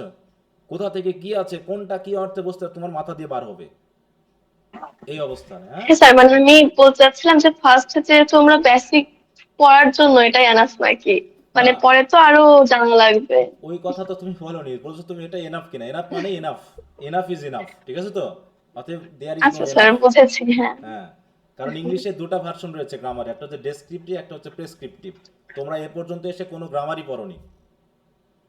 বুঝতে পেরেছ? আমরা মনে করে থাকি যে এইচএসসি পর্যন্ত আমাদের স্টুডেন্টরা প্রেসক্রিপটিভ গ্রামার পড়বে, আর তারপরে থেকে আমরা ডেসক্রিপটিভ গ্রামার পড়ব, কিন্তু আমাদের স্টুডেন্টরা কোনোটাই পড়ে না। যেটা ক্ষতি হওয়ার সেটা হয়েই থাকে। হ্যাঁ, স্যার এটা অ্যাডভান্স এই গ্রামার বইয়ের নাম বলেন তো। অ্যাডভান্স গ্রামার বই তুমি আগে ভালো স্যার, প্রাইমারি আমি শেষ হচ্ছে করো না? গ্রামারের জন্য স্যার, হ্যাঁ, আমি গ্রামারের জন্য স্যার কয়েকটা বই ফলো করি, যেমন হচ্ছে পিসি দাস নিট, তারপর হচ্ছে মাস্টার, তারপর হচ্ছে প্যানাক্সিয়া পাবলিকেশনের আরো কিছু বই আছে আমার কাছে এগুলো গ্রামার বই গ্রামারের বলে? জন্য। এটা কোথায় তোমাকে তুমি তুমি গ্রামার বই মানে বুঝো তো? গ্রামার বই কি জিনিস? না স্যার, ওগুলো হচ্ছে গাইড বই। গ্রামার বই হচ্ছে যাকে তুমি রেফার করতে পারবা যে ওই গ্রামারের বই থেকে আমি এটা পেয়েছি। সেইটাই স্যার, এরকম দুই একটা বইয়ের নাম বলেন হ্যাঁ, যদি তাহলে পড়তে পারি ওইগুলো কি। গ্রামার বই না, ওটা হচ্ছে তোমার গাইড। ভার্সিটি পরীক্ষার জন্য, তারপর চাকরির পরীক্ষার জন্য ওইগুলো গাইড হিসেবে ব্যবহার করা যায়, মনে থাকবে। আর ওরা তো গ্রামার বই ইউজ করেই ওগুলো লিখেছে। তুমি কি বলতে পারবা যে ওই নিট বইটা হচ্ছে একটা গ্রামার বই? ওটাকে আমরা বেস করে না কোনো রেফারেন্স দিতে পারবো? না স্যার, মাস্টার বইকে রেফারেন্স দিতে পারবো? বলো, না পারবো না। না তাহলে তোমাকে রেফারেন্স ইউজ করতে হবে। ওরাই তো রেফারেন্স ইউজ করে এই গ্রামারগুলোকে তোমার কাছে গাইড হিসেবে উপস্থাপন করেছে। যেমন আমরা টেক্সটের গাইড পড়বো, তাই না? যে হ্যাঁ এই যে 70 সনেট 73 হলো একটা টেক্সট, আর এই যে ফ্রেন্ডস বুক বা লেকচার যেটা বার করবো ওটা হচ্ছে গাইড। অতএব এই গাইডে শেক্সপিয়ার সম্পর্কে যদি কোনো কিছু বলে সেটা তুমি রেফারেন্স হিসেবে ইউজ করতে পারবে না। কিন্তু শেক্সপিয়ার নিয়ে যদি কেউ পিএইচডি করে থাকে, অক্সফোর্ড ক্যামব্রিজের কোনো বই লেখা থাকে, যেমন হচ্ছে কোনো ডক্টরের ডিগ্রি প্রাপ্ত কোনো বেশ বিষয়গুলো থাকে, তখন সেটা তুমি রেফারেন্স করতে পারবা যে শেক্সপিয়ার সম্পর্কে ওই ব্যক্তি এই কথা বলেছে। কিন্তু মিলন স্যার কি বলেছে ওটা কেউ বিশ্বাসও করবে না, গ্রহণও করবে না, মনে থাকবে। জি স্যার। আচ্ছা, ওটা আমি আচ্ছা বলবো স্যার, আস্তে তাহলে আস্তে, আমি রেফার করবো। অলরেডি আমি রেফারেন্স তো অনেক বই দিয়েছি, একটা ভিডিও ক্লাসও আছে, আমি ওটা শেয়ার করে দিব। গ্রামারের জন্য অনেকগুলো বইয়ের কথা বলা আছে, তোমরা এগুলো পড়বা, মনে থাকবে। জি স্যার। আচ্ছা, তো আমরা যেটা বলছিলাম যে তাহলে আমরা এখন আসবো হচ্ছে অক্সিলারি ভার্বটা একটু দেখবো, কারণ টেন্সের প্রস্তুতি হিসেবে আমাদের অক্সিলারি ভার্ব দেখতে হবে। এই অক্সিলারি ভার্বগুলো একটু খেয়াল রাখবা। আমি যেভাবে ধারাবাহিকভাবে আগাচ্ছি এগুলো একটু খেয়াল করো। অক্সিলারি ভার্ব কি কি কাজে লাগে? প্রথমত আসলে অক্সিলারি ভার্ব আমাদের কেন লাগে? প্রথমত হচ্ছে কি, টেন্স গঠনে। তারপরে কিসের জন্য লাগে? ভয়েস চেঞ্জে। তারপরে কিসের জন্য লাগে? সেন্টেন্সকে নেগেটিভ গঠন করার জন্য, মানে ভার্বকে নেগেটিভ করার জন্য। তারপরে কিসের জন্য লাগে? প্রশ্নবোধক করার জন্য। ইন্টারোগেটিভ, তাই তো? ইন্টারোগেটিভ সেন্টেন্স গঠন করার জন্য। তারপরে কিসের জন্য লাগে? এমফাসাইজ দেওয়ার জন্য, ঠিক আছে। তারপরে কিসের জন্য লাগে? মুড প্রকাশের জন্য। মুড বুঝো তো? মোডাল ভার্বের মুড। এরকম বিভিন্ন কাজে আমাদের অক্সিলারি ভার্বের প্রয়োজন হয়, এবং অক্সিলারি ভার্ব কার সাথে বসে বলো তো? মেইন ভার্ব হ্যাঁ, প্রিন্সিপাল ভার্বের সাথে বসে। তাহলে অক্সিলারি ভার্বগুলো প্রিন্সিপাল ভার্বের সাথে বসে টেন্স গঠন করতে পারে, অ্যাক্টিভ প্যাসিভ ভয়েস গঠন করতে পারে, নেগেটিভ সেন্স গঠন করতে পারে, ইন্টারোগেটিভ সেন্স গঠন করতে পারে, এমফাসাইজ করতে পারে এবং বিভিন্ন মুড প্রকাশ করতে পারে। মনে থাকবে? স্যার এমফাসিস মানে হচ্ছে জোর দিয়ে বোঝানো, ঠিক আছে? তো আমি কাজটি করেছি এরকম আর কি, যেমন আই ডি, দেখ মনে করো আই ওয়েন্ট দেয়ার, মনে করো আই ওয়েন্ট দেয়ার, মানে আমি সেখানে গিয়েছিলাম, সিম্পলি বলা। আর বলে আমি সেখানে গিয়েছিলাম, তো তখন কি কি কি বলবা? আই ডিড গো দেয়ার। এটা মানে কি? আমি সেখানে গিয়েছিলাম, একটা এমফাসাইজ থাকবে, জোর থাকবে, আমি পড়াশোনা করি তো, মানে কি আই ডু স্টাডি। মানে বাপ মনে করে বলতেছো তোমাকে যে তুমি পড়াশোনা করো না, তোমার সাথে ঝগড়া করতেছো, তুমি বলতেছো কি আমি তো পড়াশোনা করি, তখন কি বলবা? আই ডু স্টাডি, আমি তো পড়াশোনা করি, ঠিক আছে? তো এইরকম বলতে এমফাসাইজ করতে অক্সিলারি ভার্বগুলো ব্যবহার হয়। আচ্ছা, এখন এই সকল বিষয় ভিত্তি করে tense, voice, negative, interrogative, emphasise, mood, এর উপর ভিত্তি করে প্রধানত অক্সিলারি ভার্বকে আমরা দুই ভাবে পাই। বুঝতে পারছো? হ্যাঁ, প্রথমটা হলো, আমি জাস্ট বলতেছি ক্লাসের, কিন্তু আমি বেশি কিছু এখানে লিখছি না, শুধু ক্লাসের কথাগুলো খেয়াল রাখবা। প্রথম হচ্ছে প্রাইমারি অক্সিলিয়ারি ভার্ব, এটা হচ্ছে কি প্রাইমারি, আর একটা হচ্ছে কি modal auxiliary verb, modal auxiliary verb, ঠিক আছে? তো এইবার এর ভিতরে যেটা ঘটলো সেটা হলো মোডাল অক্সিলারি ভার্বগুলো কি প্রকাশ করে? মোড প্রকাশ করে। এন্ড টেন্স, ঠিক আছে? তো ওই যে ফিউচার টেন্স বিশেষ করে কোন টেন্স নির্দেশ করে? Future tense. ফিউচার টেন্স ব্যবহার করার জন্য আমরা অনেক সময় মোডাল ভার্ব ইউজ করি, বিশেষ করে শ্যাল উইল যেগুলো আছে। এছাড়াও এর ফিউচার, প্রেজেন্ট সব সেন্সি ব্যবহার করা হয়, মানে মুড, বিভিন্ন ধরনের। প্রাইমারি অক্সিলারি গুলো যে যে কাজে লাগে, টেন্স গঠনে সহায়তা প্রথমে করে। যেটা লাগে সেটা হলো কি, এর Tense. প্রাইমারি মুডের প্রথম কাজই হলো টেন্স গঠন করা, ঠিক আছে? তো তারপরে হলো কি, এই যে বাকি যেগুলো আছে, ঠিক আছে? তো ভয়েস চেঞ্জে আসা, নেগেটিভ, হ্যাঁ বাকিগুলো, এবার বাকিগুলো এবার হচ্ছে এই প্রাইমারি এবং মোডাল, এই বাকিগুলো সব কাজে লাগে, নেগেটিভ, ইন্টারোগেটিভ, এমফাসাইজটা আবার অবশ্য এই প্রাইমারির মধ্যে ডু ডিডটা লাগে। আমরা এখানে বরং এটা এমফাসাইজটা এখানে নিয়ে আসি, এমফাসাইজ, স্যার এখানে একদম নিয়ে গেলাম না, কিন্তু কপি করে এইটা। আর মুড তো মোডাল ভার্ব, ঠিক আছে? তো আর এই বাকি তিনটা, এই যে নেগেটিভ, ইন্টারোগেটিভ, এই সরি বাকি দুইটা, এই দুটাই কিন্তু সবগুলো অক্সিলারি ভার্বই লাগে, প্রাইমারিও লাগে, মোডাল অক্সিলারিও লাগে, লাগে নাকি? লাগে না?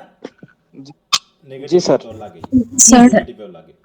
তাহলে এখন এই যে ব্যাপারটা আমরা দেখলাম, তার ভিতরে আমাদের প্রধান যে বিষয়টা, যেহেতু আমরা টেন্স নিয়ে আলোচনা করব, তাহলে প্রাইমারি অক্সিলারির জন্য টেন্স গঠনের ক্ষেত্রে, শুধু টেন্স গঠনের ক্ষেত্রে আমাদের তিনটা ভার্ব লাগে। আমি আজকে শুধু বলে যাবো, আগামীকাল আলোচনা করবো এটা নিয়ে।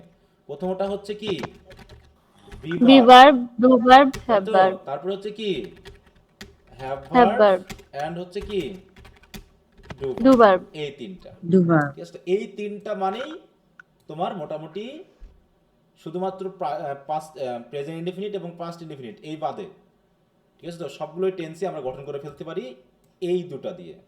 আর ডু ভার্বটা নেগেটিভের জন্য অনেক সময় প্রেজেন্ট বা পাস্ট ইনডেফিনিট টেন্সে লাগে। ইন্টারোগেটিভ, ওগুলো নিয়ে আমরা বিস্তারিত আলোচনা করব, গঠন সহ কতগুলো টেন্স আছে, প্রত্যেকটা টেন্স কি কি সেন্স দেয়, কারণ এই সেন্সগুলো না জানলে পারে তুমি লিখতে পারবে না। তোমাকে আমি যখন লিখতে দিব তুমি টেন্সে ভুল করবা, বলো স্যার টেন্সটা বুঝতেছি না, টেন্সটা হচ্ছে না, কোথায় যেন মিস্টেক হচ্ছে। হ্যাঁ, এই জায়গার জন্য আমাদের টেন্সটাকে একদম গুলে খেতে হবে, মনে থাকবে? আচ্ছা, তাহলে তোমাদের বাসার জন্য আমি দুটা কাজ দিলাম। একটা কাজ হলো 73 তো পড়েছই, মনে করো শীটটা তোমরা পড়বা। প্রথমত হলো টেন্স সম্পর্কে একটু পড়ে ফেলা, হ্যাঁ, কারণ আমরা এখানে তো বেশি ক্লাস নিব না, আমরা যতটুকু পারবো বেসিক আলোচনাগুলো আমরা করে ফেলবো। Read about tense and auxiliary verb, এই দুটা। আর সেন্টেন্স স্ট্রাকচার নিয়ে তো আমি কথা বলবো না, এটা আর ওর সাথে হচ্ছে না থাক, ফাইনাইট নন ফাইনাইট নিয়ে কথা না, আমাদের মেইন আলোচনা হলো এই দুটো জিনিস আগামী ক্লাসে আমরা আলোচনা করবো। অতএব এই দুটো জিনিস তোমরা একটু ভালো করে পড়ে ফেলবা সবাই, মনে থাকবে তো? জি স্যার। এবং অক্সিলারি ভার্ব নিয়ে। আর বই কি তোমরা কিনতে শুরু করেছো বলো তো?